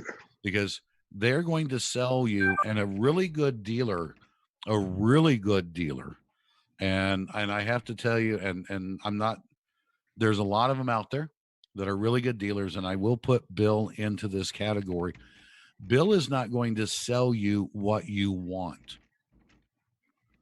He's not going to sell you what you want. And I don't know, and I hopefully, you know, I hope a little bit of me rubbed off on Bill over the years, because people would walk into my shop and they would ask me for a metal detector, and the first thing I would ask them is, what do you know about gold? I know I want to go find it. Take this book. I'm going to give you this book, and I need you to go learn about gold, because you're not ready for a metal detector. And I know Bill's done the same thing to people before. Bill is not going to sell you necessarily what you want unless it's what you need. And that's what a really good dealer. And Bill, this is not just a plug about you, dude, because you know there's a lot of other great dealers out there. They'll listen to you. They'll take what you are asking, the questions that you're asking, and they will find the machine that works the very best for your needs. That's the most important part in buying a machine, is not, look, you tell them what you want, then they're going to whittle it down, and then they're going to find out exactly what you need. It's like, I had a friend of mine that sold cars, and he said, you know, I always loved it when the family would come in and the old 1969 Olds Vista Cruiser, and mom and dad and 6 kids. First place dad walks over is to the Corvette. Like, you know, that's what he wants, but it's not what he needs. Right. And then from that point on, so that's the first part of it. And that now you've got your detector. From that point on, you need to know everything that there is to know about that detector, no matter what. You need to know how every setting on that machine works. And more importantly, you need to use that machine in every setting. Even though the machine is so screwed up it won't even work, you need to know what that is. You need to know how bad you can take it out. And this GMX, this White's GMX, when I took this thing out, I'm really glad that it has a really fast factory reset on it. And that was the first thing I read, was how to get back to the factory reset. Because when people send me a machine to field test, they're sending it to me to tear up. That's really what it boils down to. Right. Because they know I'm going to drive that machine. I'm going to drive that machine to failure. And then I'm going to see how quickly I can recover it. That's what I do. And actually they didn't send that machine to me to field test. It's already been field tested. I wanted that machine, so I got one. And if you don't know what the GMX is, it's a 24K that is totally waterproof. Oh, nice. Yeah, and I'd heard about it. I was about ready to pull the trigger on a 24K, but a buddy of mine has one that I use his whenever I want to. So on like that. So you got to know your machine, and while you're learning your machine, you need to learn you. You need to start looking at what your expectation is. And with a good metal detecting dealer, you would have learned this already, that the chances of a machine being out there that's going to match your expectations all in one machine is really not going to happen. Because everybody has the expectation that they're going to take a little tiny machine that they paid $299 for and go buy it and go dig a gold nugget, a 40-pound gold nugget 6 feet into the ground. That's the expectation. Well, so once you have the reality, and once you understand, once you have the reality of what it is, then you really you have to start working on yourself. You have to understand what the machine will do and what expectations you can set of that machine based upon your knowledge of that machine, that growing knowledge. Okay. And speaking of knowledge. Yeah. Nikki's prospecting, Nikki B says, I have a Garrett AT gold. It didn't come with instructions, so I'm trying to figure it out by myself. Is there a way to is there instructions online for that machine? Yeah, you can go to Garrett. You can go to Garrett.com, download the manual off of that machine. There you go. But the AT Gold's a pretty simple machine to use. Turn it on, set it. It's set the sensitivity to about the middle, put it on the ground, pump it up and down a few times, hit your auto ground balance or use your manual ground balance the detector, set the threshold, get into that threshold setting, set it to where you've got that mosquito buzzing by your ear, repump it, retune it, then put it on a little block of wood, turn down your sensitivity, rebalance everything, do it all over again, and then raise your sensitivity until the machine becomes unstable. At that point, back it off, put on the headphones, go hunt. That's it. The AT Gold is really a simple machine to use. Oh, Yeah, it really is. there you go, Nikki. Let me say hi to King Prospector here and a couple other people. Earth Radio came in finally. See who else came in. Nigologist, how are you tonight? Pirate Prospecting. I said hi to Thomas. He said hi to Ron for Ron for the Hills. Yeah. Oh, yeah. Ray Russo, what's up, buddy? He came in a little while ago. Ed, the other Ed. Yeah. The other Ed.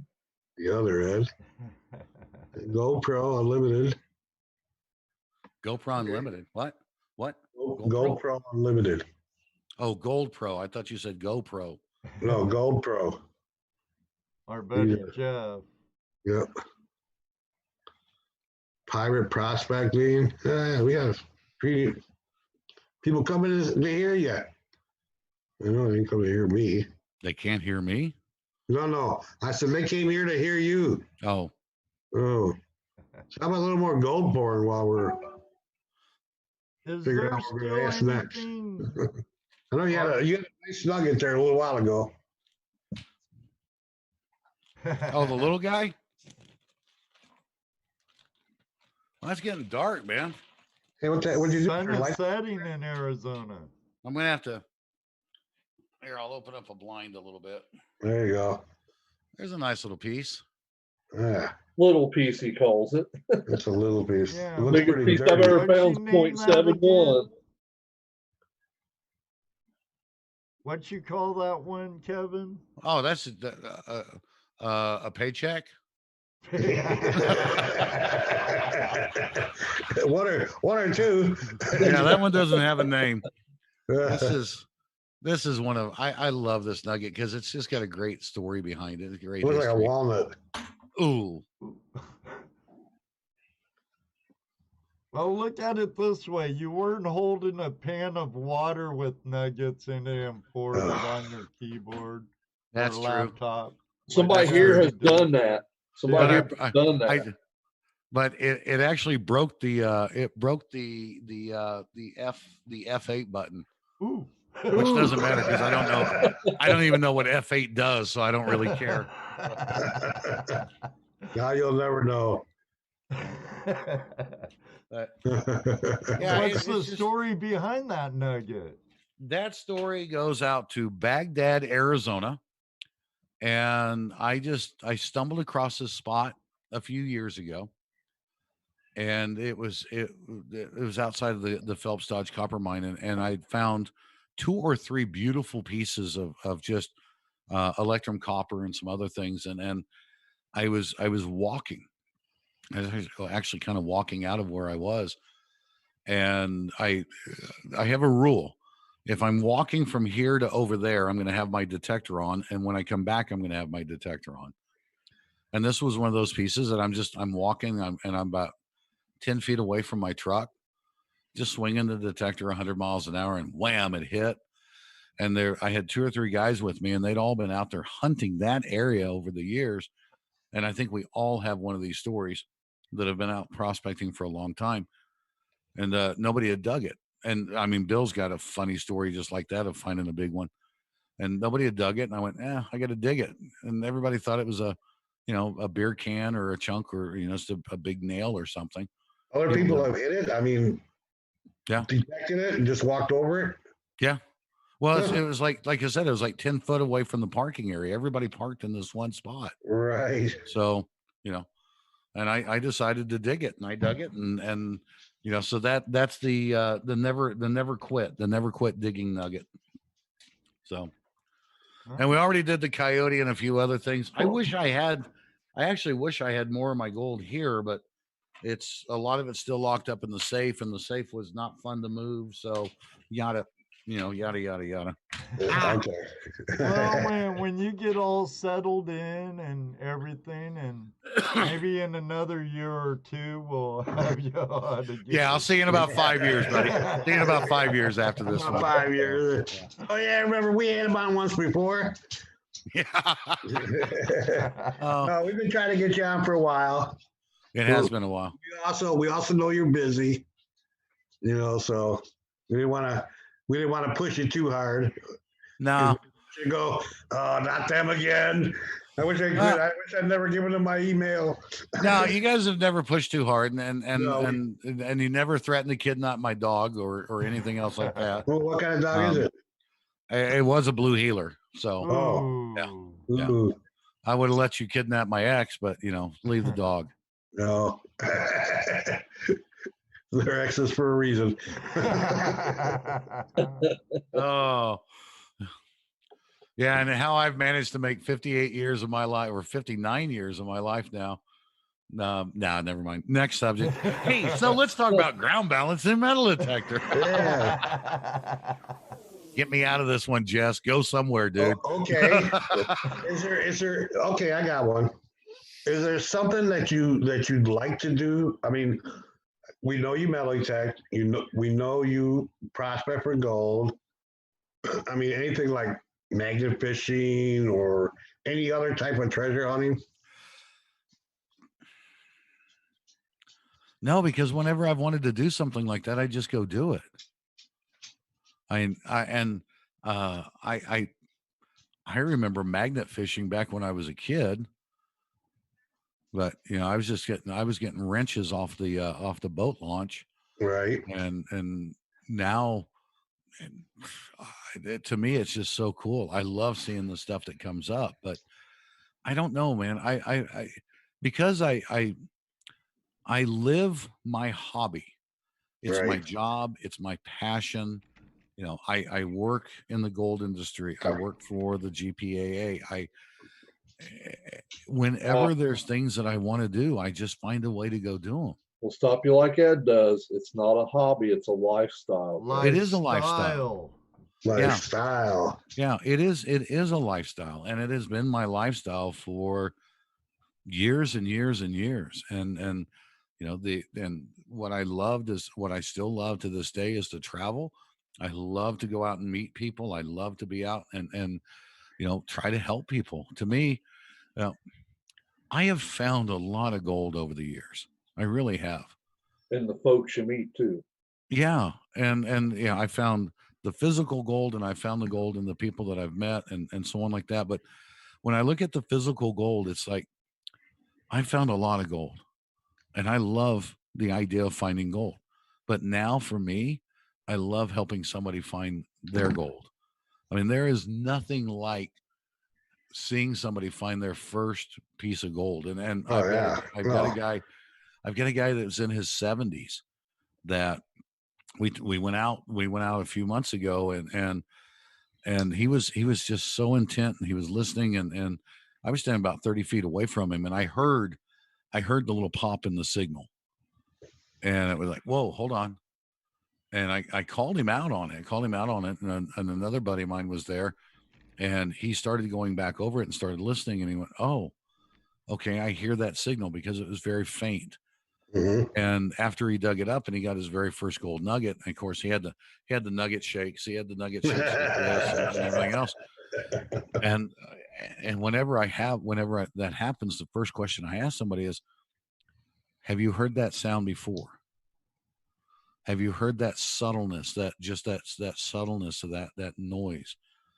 And yeah, then you need to go back to all those places where you've been and go dig those gold nuggets up that you left in the ground because you didn't know.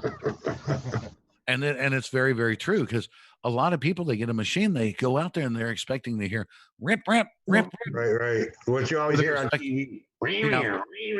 Yeah, or they're looking at their VDI, and I'll tell you, I'm not going to digress too far, but if they're looking at their VDI and it's like boom, boom, and it goes way over in the conductivity range, or wherever it's going, or drops into the non-ferrous range, they get all excited, and then they dig a nail, and then after a while, it starts to fall apart on them. Right. But when you find that first piece of gold, you will never forget that. You will never forget that. And a lot of times the first piece of gold you ever find is going to be the hardest. The first one's the toughest. And then after you've heard that, they just fall into place after that. And then after that, it starts becoming a challenge to you to become a better detectorist and become a better prospector. So, that first challenge comes in, then you just kind of fall into the rest of it. You really do fall into that first piece of gold is like nothing else ever. No, there's nothing like it. Nothing like, well, yeah, there is, but we can't go there. No, that's different. That's different. Yeah, but it's, to me, watching that look on somebody's face and why, and you guys have watched me at the panning zone. I hang out at the panning zone, and I love watching people come up and they don't know what they're doing. I mean, I love to jump in there and help them gold pan, and all the volunteers in the panning zone, they spend that time to teach people about panning. It's just so much fun. Yeah, and to see that person find their very, very first gold, to see that, and they because they don't even understand. A lot of times they don't even understand what they just did. It's like, right. Wow, that is, and they'll look at it and go, "Oh crap, that's gold." And some really just got hooked. gold. Some are instantly just hooked. Yeah. Oh yeah. Done. We had one couple, I think, at the last show. They ended up winning some of the gold claws at the drawing. They were at that tub all day with gold claws, wearing it out. Yeah. I actually think you came up and removed a few gold claws one time. Yeah, I did a couple of times. Yeah. So we got too many gold claws over here. Yeah, it was time to. Well, back then I didn't have 3 ounces of gold for the weekend like I have this year. Right. And that's just so much fun. But yeah, it's so. I don't even know what question we're on. Is there anything I still want to do, or is there anything I think about doing? I go out and I do it. I find a way to do it. You answered that. That's the prospecting spirit, and that's probably one of the reasons I managed to get 59, almost 60 years of my life, and never been married, no kids, because I don't know where I'm going to take off to and go prospecting or go do something else. So you have a wicked case of wanderlust and wonderlust. Absolutely. You like hanging out with our buddy American Gold Prospector, Brian. Yeah. Oh, he's single, never been married, no kids, retired. Travels all over. You met him in Arizona at the gold shows. Yeah. All he does is dredge. Yeah. Brian's good folk. Yeah, he is. Yeah. Oh, absolutely. And I don't know. I just love this industry. I love everything. I love everything about it. Now, there are times that I get frustrated because people don't do what they're actually supposed to do. Like, fill in your freaking holes. Or digging in damn banks. Oh, yeah. God. Yeah, and let's not go down that road because I'll lose my crap before this is over. But yeah, it's you have here in the Western states, we have rights. I mean, you guys out east, you don't even understand what that means, as far as like the mineral entry states. Right. But what I always 1872 Mining Act, right? Yeah, the 1872 mining law. But before that, you had the placer law, you had the load law, you had all of those that came before that accumulated into the 1872 mining law, and then as things progressed and so on like that. But the one thing that has to be remembered is that with any right comes a responsibility. And there is, for the 1872 mining law, there is a CFR 43, the 43 and the 36, which talks about the responsibility, which really does talk about the responsibility of being able to go out and do this. You're responsible to reclamate. You don't just, can't, by law, you can't just show up somewhere and fill up you know, 35-gallon buckets and throw them in the back of your truck and go away. You're responsible for reclamating that hole that you dug, Right. which means you have to, you know, you have to refill it. You have to smooth it in. And when I bring material home, if I'm out dry washing for an entire weekend, or even just sampling and collecting, if I've got 20 buckets to start out with, I will guarantee you that before I go home, I've classified that material down to one bucket, and you just concentrated and concentrated and concentrated all the way down to that, and gotten all the waste material out of it. I may not be able to pick it up because it's so heavy, it's just black sand. Right. But I'll put all that material back into that line. I'll contour those things out. I don't want it to be a danger to animals. I don't want to be a danger to anybody else that walks across it. But it's the rule. It's the law. It's what you're supposed to do. You know? And a lot of people just don't. Right. I'm gonna get on a soapbox. All right, Well, change the subject. I don't want to go on that. So I got a question I've been wanting to ask you all night. Okay. It's about a friend of ours. Okay. How did he do, Swifty, at the Ghost Show? Oh, With Swift water. Yeah.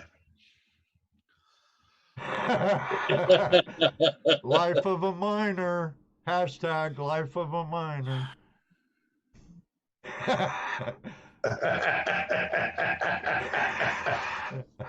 Good answer. Good answer. Well, you know, Mama said. Right. No. You know what? Scott did a great job. And I had people that came up to me after his seminar and just talked about some of the things that he talked about. He did a fantastic job.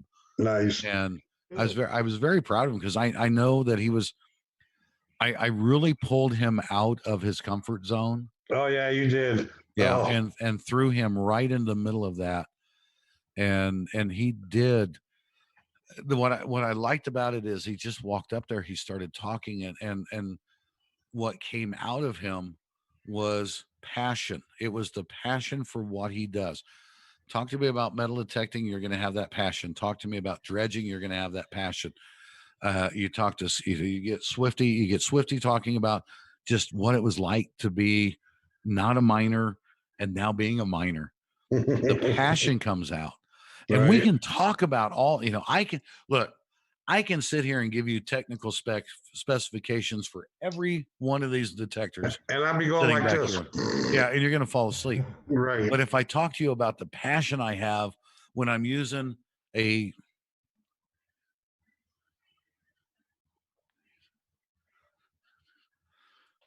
when I'm using a 30 plus year old gold bug, and I talk to you about the passion of that machine and the amount of gold that machine has found over the years and all of these things about it, it becomes interesting. And that's what Scott brought to the table. Scott brought an incredible amount of passion, and that really, really came out. And I knew he could do it. And I just had all the faith in the world in him. We had bets going. Making all kinds of excuses. Well, I don't know. Kevin hasn't got a hold of me yet. Kevin hasn't let me know. I said, we told him, you're not going to know until you go that day. So just go. Now, Sunday, I will tell you on Sunday, there was a little bit of a pucker factor because I'd given everybody their schedule. I gave everybody their schedule Saturday for Sunday, and he literally walked in the door about 3 minutes before it was time for him to talk. But he got hung up. Yeah, he's been hung up in traffic and a bunch of other stuff. So it was. He did mention that. Yeah, it was forgivable, but I get a little stressed. I don't want to have to go in and I ain't going to look good in his cowboy hat, but I would have gotten up there and acted like him if I had to. Although I think it'd take about 3 of him to make one of me. That's a skinny boy, man. Yeah, he's trying to make us all believe that he's 5'7".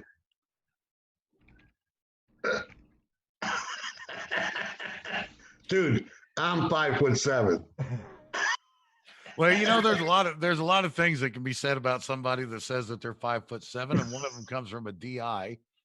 One of them will come from a drill instructor, and the rest of them are just, whatever. So, yeah. Oh, no, Scott did a great job. Scott did a That's great good. job, and so on like that. Excellent. Are there any, what else is out there? What else? We got any Wayne Wagner's wondering about dowsing. Do you have any experience with dowsing? Yeah, it doesn't work for me in any way, shape, or form. Okay. That I don't believe. that.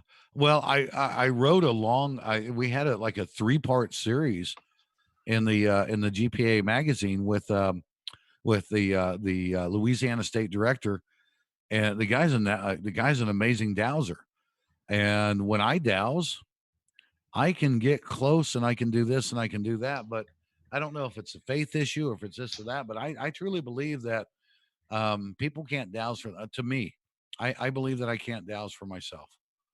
Well, and according to Ed, that's the main thing. You got to believe it. Yeah. Well, and I believe in dowsing. I mean, I watch it happen all the time. I can douse water, dude. I've brought in more wells than I want to think about. But dowsing for gold, I think I have another purpose in my life other than dowsing for gold, and it's sharing with people other things. Do I believe that people can dowse for gold? Absolutely. Do I believe that it's 100% foolproof? Absolutely not. Because of dowsing, look, dude, if I could take a couple of coat hangers and go out and find gold, no matter what. Where's the gold? Yeah. If I could do that on a very, very consistent basis, there would be no such thing in this world as Mine Lab, Fisher, White's, Garrett's. Right. They wouldn't be there. How about you ever do any sniping? Oh yeah. Underwater sniping, yeah. Oh, yeah. Yeah. Mickey B wanted to know. Sniping is so much fun if you have the right tools. Right. And the right tools are simple stuff. Raid the toolbox, and get a good crack hammer. Get a good crack hammer, a slide hammer. Get a good slide hammer. Yeah, okay. When you're in there, sniping for gold, and I tell you, I love the Falcon MD20. Oh. Uh-huh. Yeah, I am probably one of the greatest spokespersons for the Falcon that there ever is. But the coil itself is waterproof, and I've used the Falcon many a times where I've put a stick in the water and made it to where it wasn't going to go anywhere. And hell, I've duct taped my Falcon to the stick so I know it wouldn't go underwater. And I've used the probe and done crevicing and sniping like that, and get those little hits, boom, pop them out. But now we have machines that are completely waterproof. Like, oh yeah, the GMX and my which one was that? The GMX is waterproof, and my 800 is completely waterproof. Yep. So. Okay, another question here from Dennis Hedrick. GPA question. Okay. Why does a GPA not have any claims on the Eastern Seaboard states? It's all private property. Okay. Now let me answer that. Let me answer that. Sorry. No, it's fine. It's fine. And that is a common question. And Ed, you hit it. There is no claimable land. Right. The only state in the Eastern Seaboard now that you might possibly be able to file a claim in is the state of Alabama.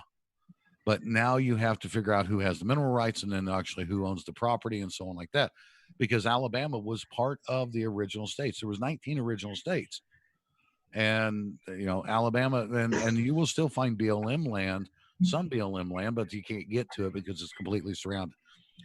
The GPA is dependent upon working with landowners for leases.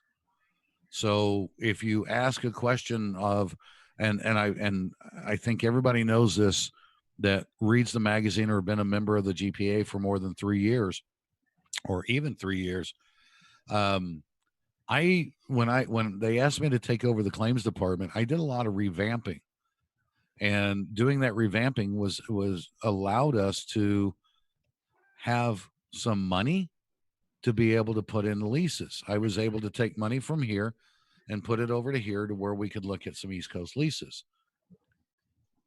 I have worked with probably 9 people now, and to this date, we haven't found a truly viable lease that would be that would have the longevity of things like the Swank and things like Buchanan. You know, I talked to Brian Hetherington the other day. No, I can't say anything about that one yet. Never mind. Yeah. So I talked to the owner of Buchanan, and there's things there.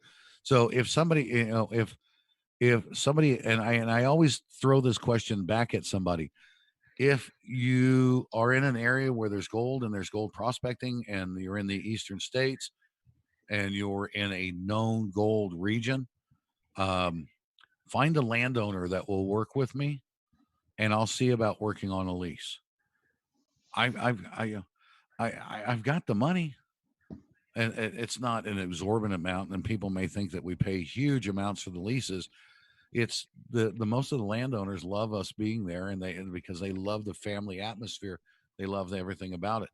But if you've got a lead, if you know Billy Joe Jim Bob Jr. or the fourth, and he's got a chunk of dirt that's got some gold on it, let me talk to him.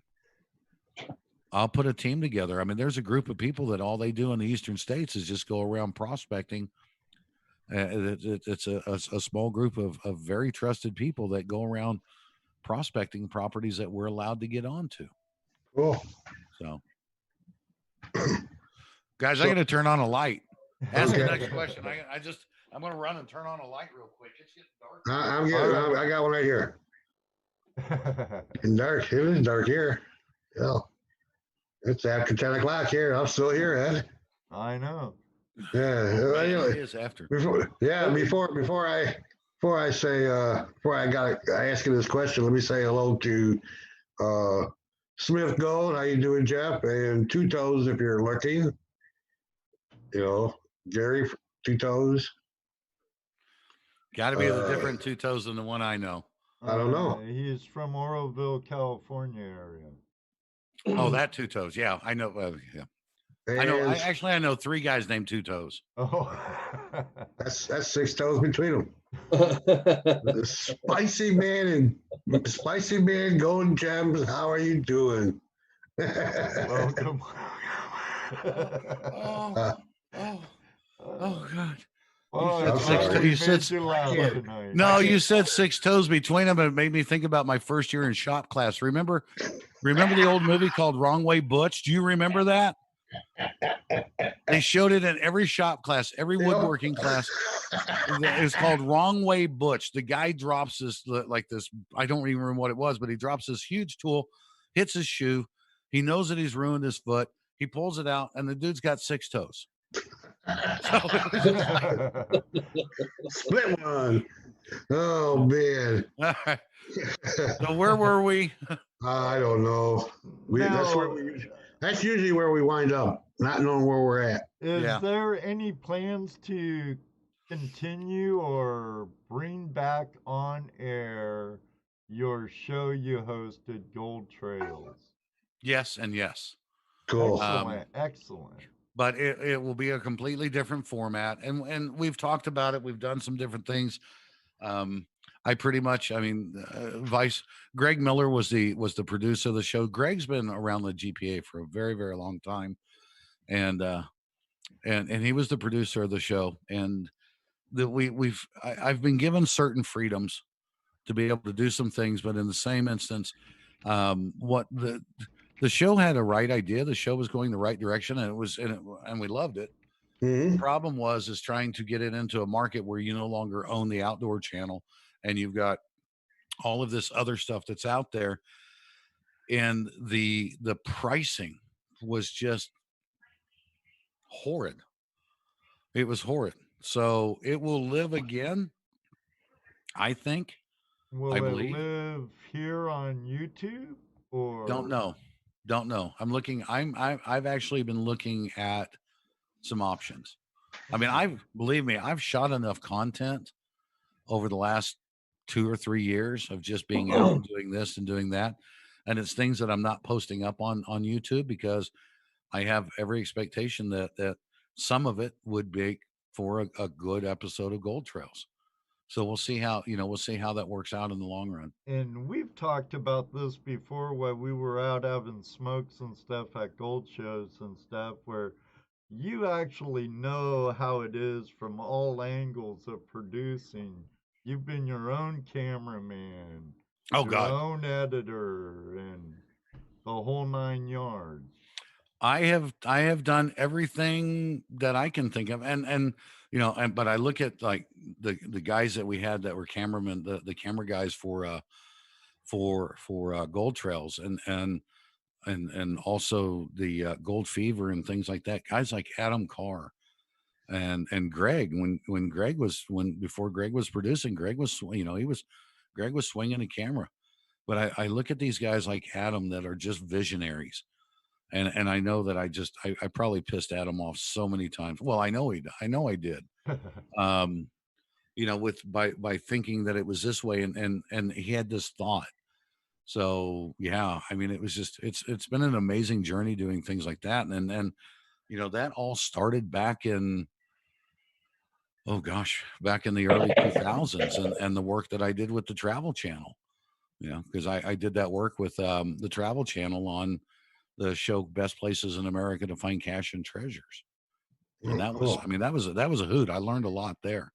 I learned a lot about it then. Ooh, speaking of that, what's been your most haunted trip? Have you had any haunted trips where like where you were at was, or one that usually comes up? You seen Sasquatch? Well, I saw Sasquatch once, and then after he farted and he came over and sat down at the fire pit with us, and I realized it was one of the guys that hadn't gotten out of his wetsuit yet.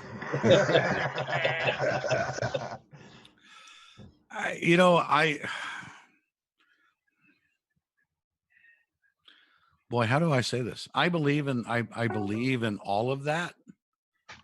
I absolutely believe in when Nate and Gene sat down and wrote the theme song for Gold Trails, I could never have asked for a better song. I could never have thought about something even better.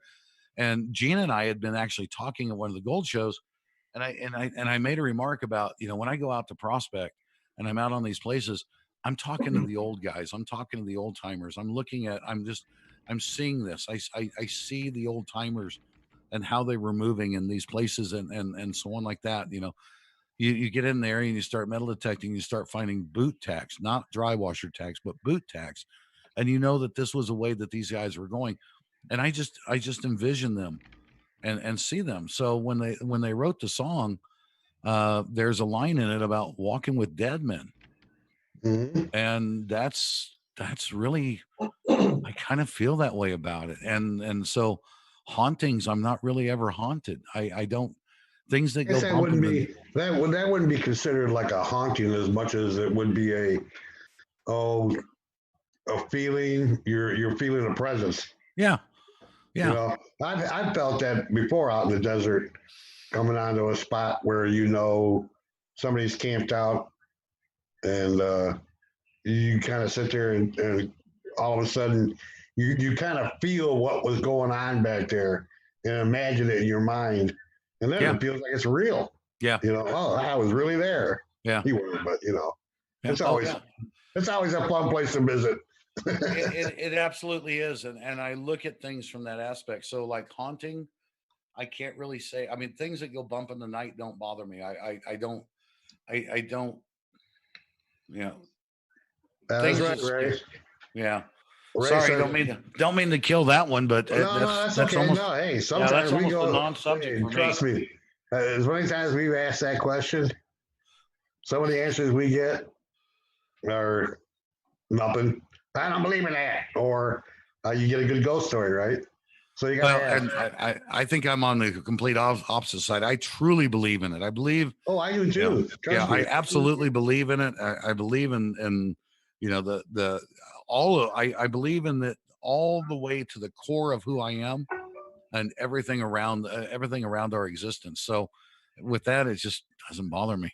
So, Right. It's like when people ask me about Sasquatch. You want to go hunt for him? I go, no. Why would I want to hunt for something I already know exists because I've seen it once? I don't want to go look for it. Whatever it was. yeah, yeah. Let's see. Hi, Vicky. I don't see any more questions. I can't believe you stopped talking. Holy cow, dude. He's looking at the chat again. See his Oh, he's head? looking at the chat. Does Kevin know if Amra will? Soon, Yep, soon. I agree. And I'll tell you what, if you not and yeah, self promotion here. Go to the on the gold on the gold. Crap, I don't even remember what the address is. Just type in Google on the gold podcast with Kevin Hoagland and go to that one. I'm uploading one tonight where I've got about about a minute and a half rant right at the beginning of it before I started recording the podcast, where I talk about what's going on right now and exercising our rights. Mhm. And because we've proved the science years ago. The science has been proved for years and years and years. And now it's fighting with the ideologies and so on like that. But I will tell you right now, we are in a situation, we are in a time in our life right here, right now, that people are going to go back into the water, whether they're allowed to or not. You know, subsistence mining was the 1800s.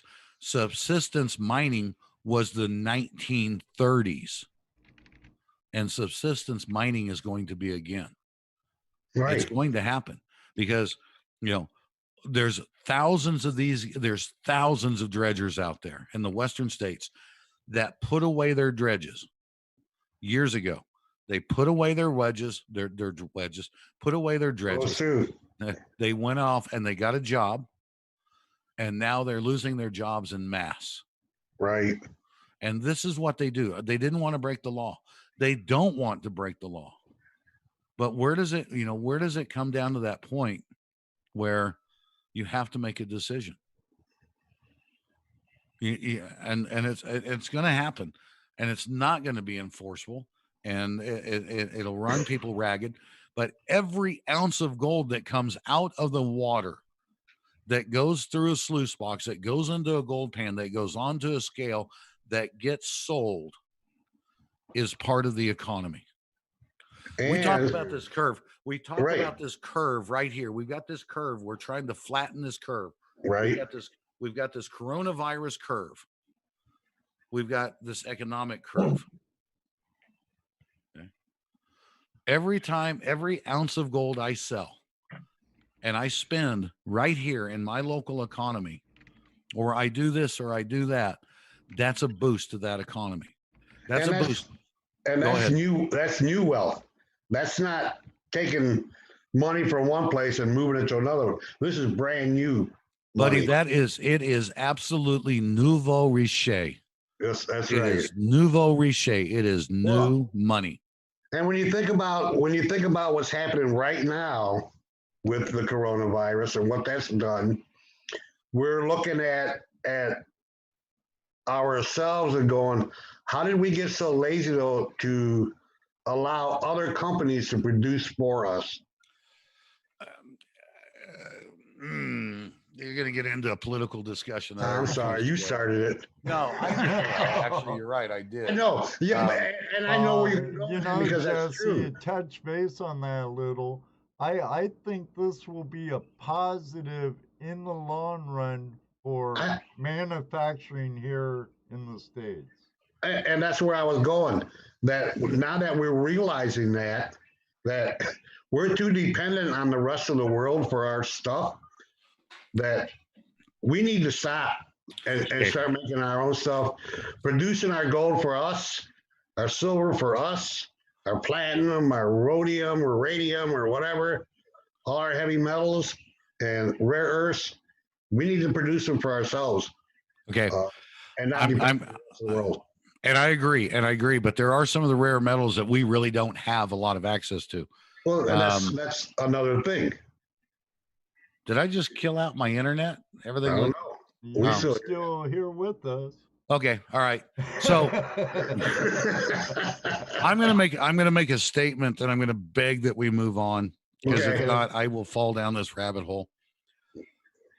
There are other countries that we will always be dependent upon for different types of minerals and so on like that. But most of them are ally nations and everything. But when I look at this map, and I'm going to say this, over the last few years, and there is a great possibility that something may happen here out of this that might be really good on a worldwide basis. If you go to the Johns Hopkins map and you look at it, the Johns Hopkins COVID-19 map, and you look at it and you look at China's numbers are still at like 82, 83,000. They're not saying that anybody else has got COVID-19. They're not reporting. They're not doing anything. They're not saying anything. Their credibility is so far down the shitter. Pardon me. Pardon me. We'll beep it out. Okay. Yeah, you got like what, 3.5 seconds to bleep it out? No, we have no seconds. Okay. So the credibility is actually been destroyed, and we're not the only ones looking at that. Everybody else in the world that does business with China is looking at that and saying, you know what? And let's forget that it started in Wuhan. Forget about all of that.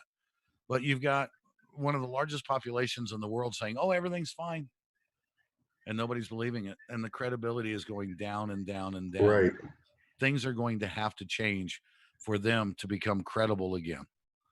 And when you take a country like Africa that looks at them and go, you know, I don't know if we really trust you guys anymore. That's saying a lot. You know, well, we've never really trusted China, but we've had to deal with them. I mean, because the rest of the world was dealing with them. And Brian is right. Trading goods is good for everyone so long as it's fair, which it hasn't been with China. And it's not just they weren't being fair with us; they weren't being fair with anybody. Right? You know, they were just out, and you can't even be mad about that because they're gonna work towards building their country up. The hell with the rest of the world. We want to build our country up. And you understand that as a national pride thing, but you can't hold the world hostage when something happens. No, you can't. Because you're right, your credibility's gone. No matter how much we needed you, it's gone. It's not, Right. I'm sorry, I'm closing down some windows because okay. I mean, unfortunately, we can't get like a quickie divorce.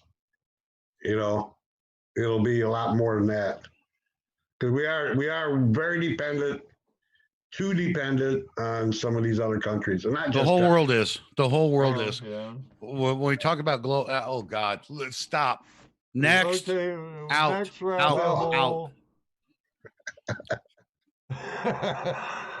Okay, we had a question here a minute ago. Where's it at? A good question about peg legs treasure. Yeah, do you believe in it? Do you believe in Peg Leg's treasure? Lost gold. Or lost Of course. Of course I believe in lost gold. Do I believe in any one particular in any one particular thing? No, probably not. It's so funny. I had one guy that said to me years ago, he said, by the time it finally hits a book, it's probably been found, which I thought was great, And, I have my own belief system as far as like the Lost Dutchman and the superstition and all of that's concerned. I don't really share it that much because it hurts Arizona tourism. No, it's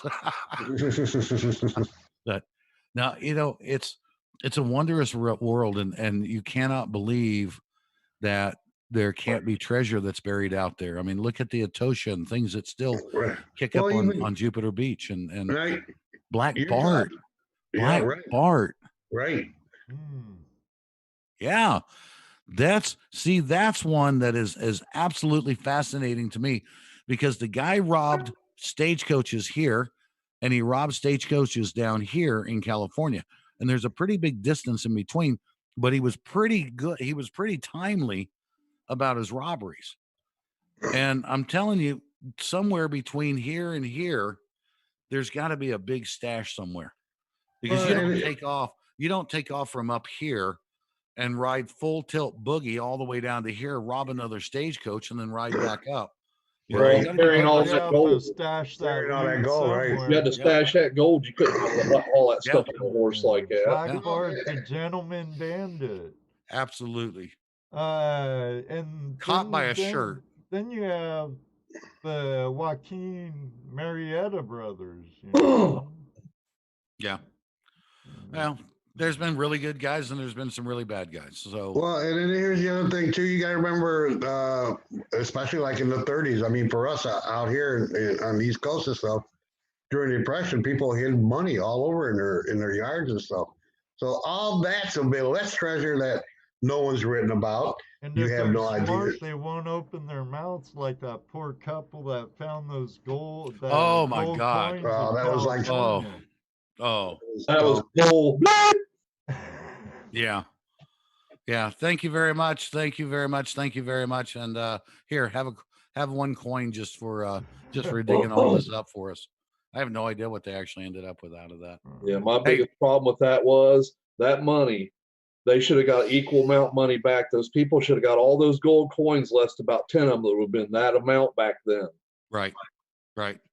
I'll tell you, as much as people complain about some of the stuff that goes on in Europe, I have to tell you, I believe that the United States should absolutely adopt some of the treasure hunting laws or the cash laws and so on like that they have in Europe. I have a friend of mine that found one hell of a hoard a few years ago. He got a really nice reward. The landowner got a really nice reward, and the hoard itself became property of the crown. But everybody did really, really well. So it takes a lot of that greed factor. I can't say it takes all of it out, but it takes a lot of that. Oh, I'm going to hide this. I'm going to do this. I'm going to do that, because you're going to get something out of it. Yeah, and they treat it fairly. Lawyer bills. Pardon? Besides a bunch of lawyer bills. Yeah, exactly. Here, if you find it, you just want to hide it and not tell nobody. Right. Because they're going to come and try to take it all away from you. Right. And maybe say thanks. Yeah. So talk about no one will ever know that I found that Spanish treasure. Yeah, exactly. Hey guys, I gotta ask a question, since this is the first time I've been here. Yeah. Mm-hmm. That's 2.5 hours in. How much longer are we going to go? I haven't even usually we're a half hour into overtime, buddy. Oh, it is so typical whenever I end up on something. Tim always knows he's going to go over. But you're not the longest. Pardon? You're not the longest. No, I think John Bilczek from Devil's Canyon has that record still. Interesting. 4.5 hours. Yep. But that man's got stories. I tell you what, he was fun to talk to. That man's got some stories. Yeah. Oh yeah. Absolutely. So, well, and unfortunately, I still have some work that I need to do tonight, and I hate to, because I'm having a blast. Well, we're glad you finally showed up. We wanted to talk to you. I mean, we've talked to you in person before, and we thought you were a fun guy to hang out with, and definitely wanted to have you on the show and get a little more time with you, because usually at the shows you're there for about the length it takes to smoke a cigarette, then you're gone. Boom, he's gone. Where's Kevin? He was or no. No. I think I remember one time I walked outside, and it was one of the venues where we had radios, and I don't remember what it was, but I told everybody I was going to go outside, grab a quick cigarette. I think I walked outside, lit the cigarette, took 2 drags off it, handed it to you, and I disappeared for another hour. No doubt. I believe it. Yeah, that could But happen. you know what? It's okay because it's what I do, and it's I could never complain about anything like that because it's so much fun and it's just so It is. rewarding to me. Working those shows are just a blast. You know, I love it. That's a good time. Yeah. yeah. It's almost And to as put it fun up and as tear it off Tuesday after a night. while becomes a it becomes a grind. It really does become a Sure, grind. for you Well, it does. it does. Yeah. But at the end of the season, I just sit back and go, man, I think about all the different people that I met, and I think about the different things that we accomplished during the shows, and at the end of last year's shows, I just sat back for about a half a day and just relived a whole bunch of the memories of the gold shows, and it was just rewarding. It was just one of those things where it's like, wow, this was good. Yes. So at this point, we just have to deal with what we got to deal with, and then whenever you guys get back to being able to do shows again, we'll be right there ready to work the painting booth, man. We love working the painting booth. Oh yeah, you guys did a great job. Oh, it's fun. And I got to tell you, I found my towel. I found my. I was gonna bring that up. Yeah, I found it. I found it while I was moving because it actually got put in with my hand towels instead of with my special towels. There's the new one. Jesse's showing you one of the new ones. Oh, you suck, dude. No, I don't. I'll send you my address. A better one than that, right? We'll get you some more towels. We'll have to get you a new edition, Kevin, at the next show. There you go. All right. So hey, as long as the stuff's hanging on, and this has been a blast. I'm up for another one whenever you guys want to do it until I hit show season. There's another new one.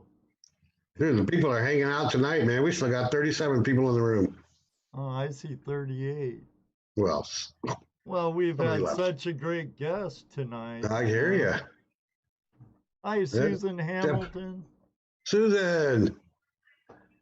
I tell you, Kevin, we have a great community here every Tuesday night. Makes it all worthwhile. Oh, absolutely. Yep. Yeah.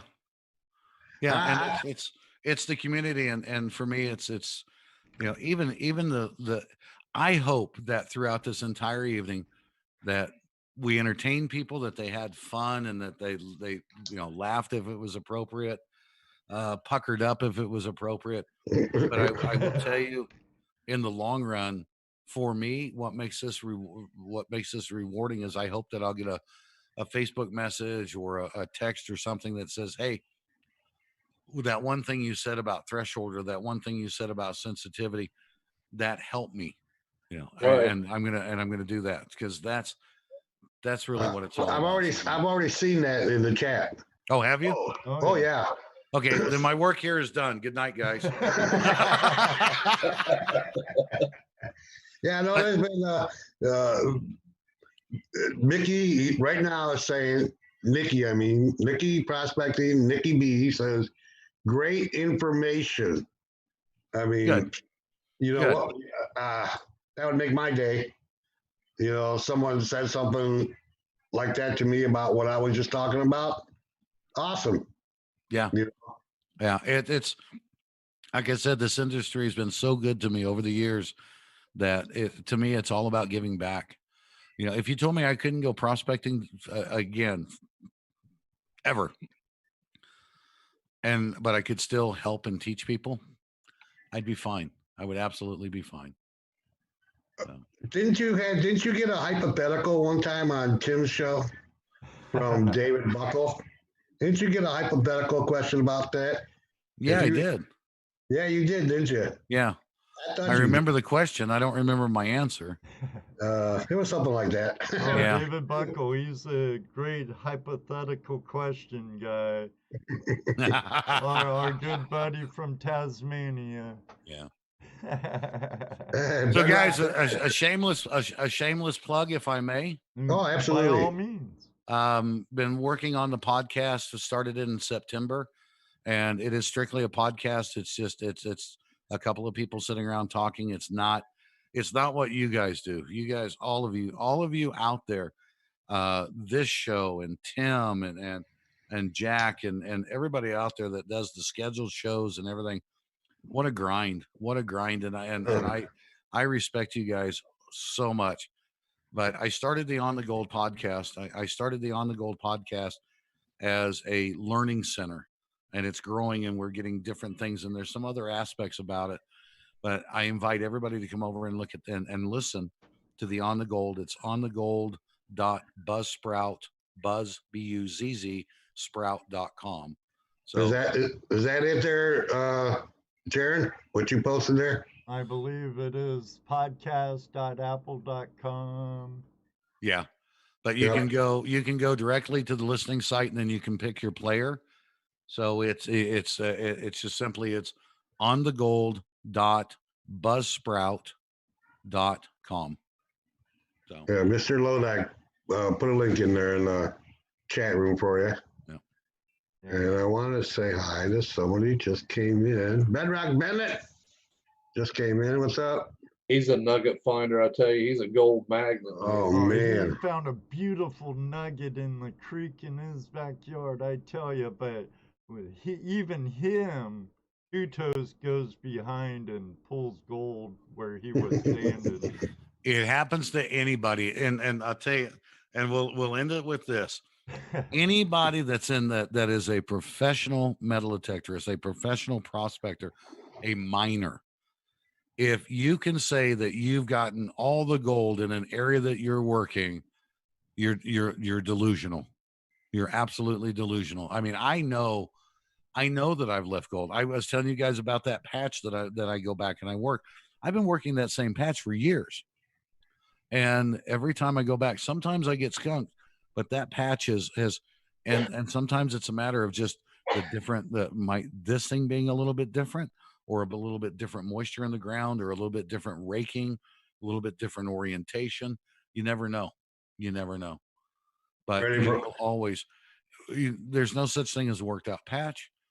There's no such thing as that one detector does it all. And the most important lesson for you to ever learn about becoming a great detectorist is to trust yourself and trust your detector to do the job that it's capable of doing. That's and it. then learn your equipment. Yep, absolutely. You have to. So I got one more question for you. All right. Bad Bob 1973. Hey Kevin, tell me about Gold King Creek. I'll be there for 2 weeks, late June. I'm not even going to bother to tell you about Gold King Creek. Just get your butt on the plane and get there. And Work your butt off. Don't kill yourself on the first 2 days. You're going to be there for 2 weeks. My suggestion is you hang out, get a lot of rest, look at everything that's going on, enjoy a couple of really great meals. And if Kib is not out on the commercial operation, spend the time with him. I mean, look, just get up there and stay the hell out of the commercial operation. And if Kib looks grumpy, leave him alone. If he comes down, he's having breakfast or something. Remember, everybody that's there is on that side, and that side gets paid for a lot of by this side. And it's a commercial. It is an operational mine. We have, and I'm glad that I get to be on that side of it at times. Because I've still got all my MSHA and my MSHA certifications, yada, yada, yada. But to go out and have fun and just go out and relax. I went up there with the idea of I was going to go up there and do a lot of work, and I was going to shoot and do this and do that. And the last words to me from Greg before I got on the plane was, dude, this is your vacation. Do a little here, do a little there. But other than that, just go up. I got enough information and enough pictures to write 2 full articles in the magazine. Other than that, other than that, I had a blast.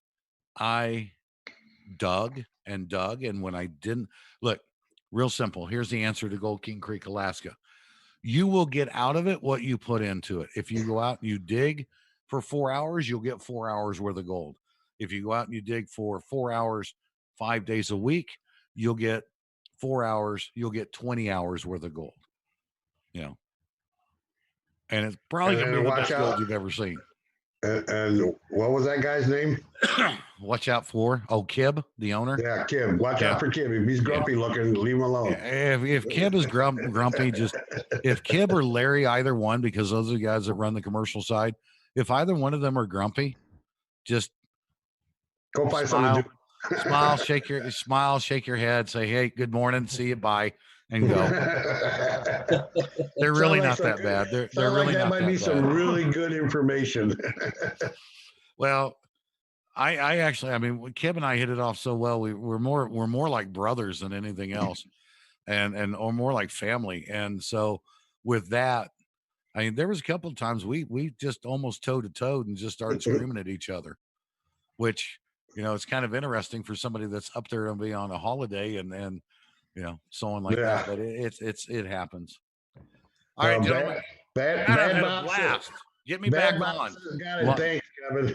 Yeah, schedule me back in. Schedule me back in. Definitely. And let's this time make sure I remember it and let's see if we can get a bunch of questions prior to airtime and see what we can do. Okay. Well, next time you come back, we'll make sure that we push you're going to be on there and you do the same. Yeah, promote it. I will. I absolutely will. I didn't forget all of this. I didn't forget all of it.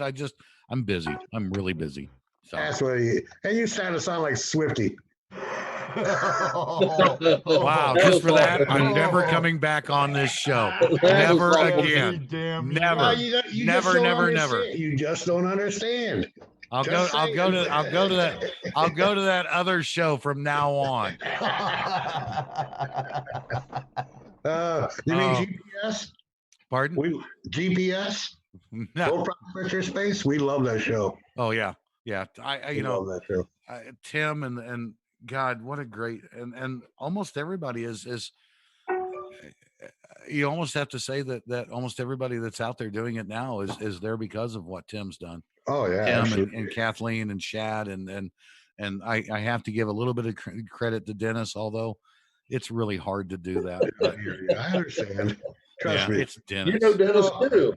If it was for Tim seeing that need when he saw it and jumped on it. Yeah. I mean, I don't know what this would look like right now. It'd be a completely different landscape. Yeah, I think so.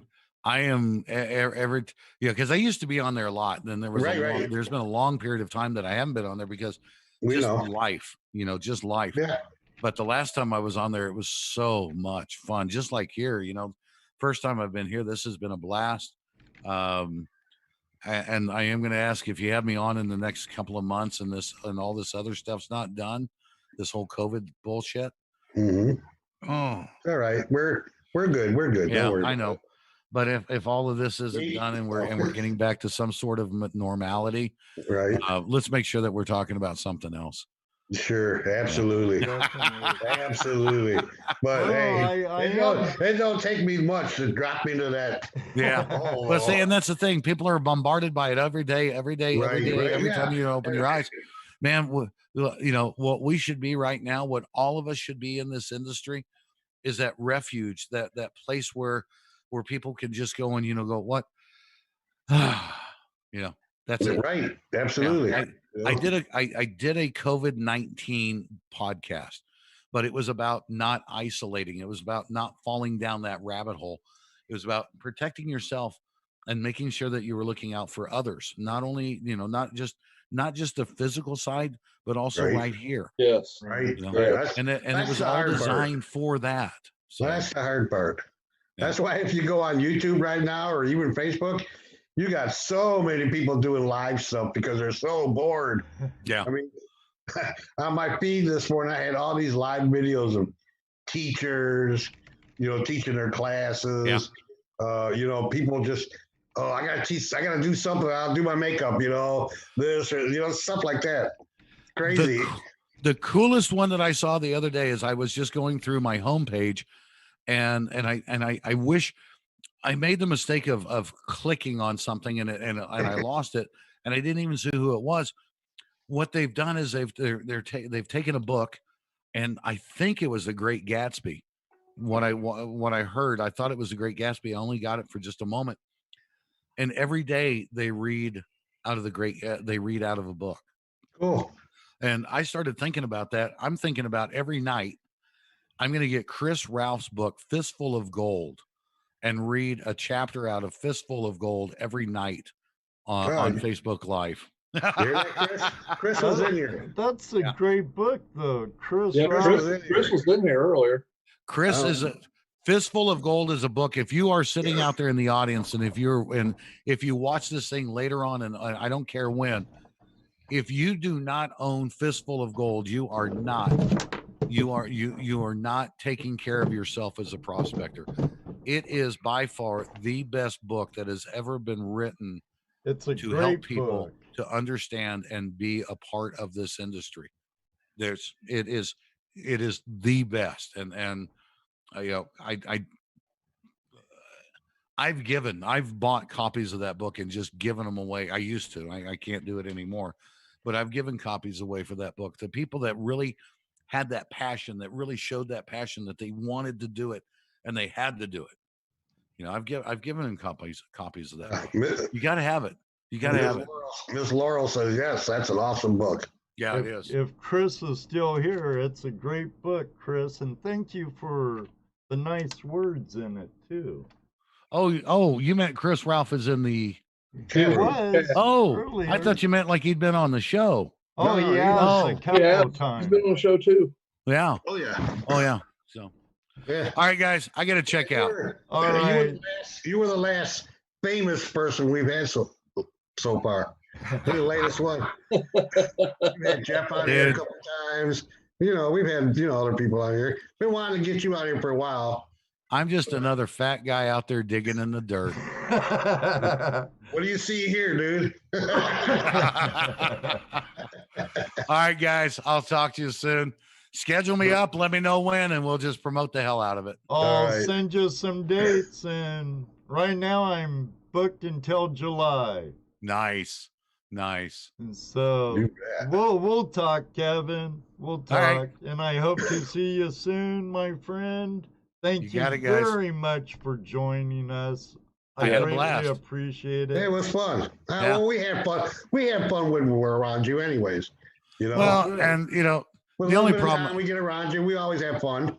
Yeah, and the only real problem with tonight is that Dan just wouldn't shut up. I know. It's just every time I turn around, he's just yammering and yammering away. That's usual, though. All right, guys, love you. Be careful. Take care of yourself. Take care of other people, and get out and go prospect. Talk to you soon. You bet. You too. Thank you. Take it easy. Later, Kevin. It was fun. Everybody, I want to thank you all for joining us for going on 3 hours. We greatly appreciate it. You bet. I had a great time with our guest who already flew the coop, Kevin Hoagland. He's a busy guy. Next week, we're having Open Line Tuesday a little early, 1 week early, because on the 28th, we're having Benzo Bonanza Prospecting and JP Lawns and more with us. So until next time, may you always have a flash in your pan. And you know what he's going to say next. That's right, my friends, because we know it happens. Yes, Maybe it one does. day, too, we'll meet you on the river. Good night, everybody. God Night, bless. everybody. Be Thanks, everybody. Have safe. a good night. Night, Ed. Good night, Night, Dano. Not Jesse. Not Yeah, Evan. Jesse. No. Good night, Ruby.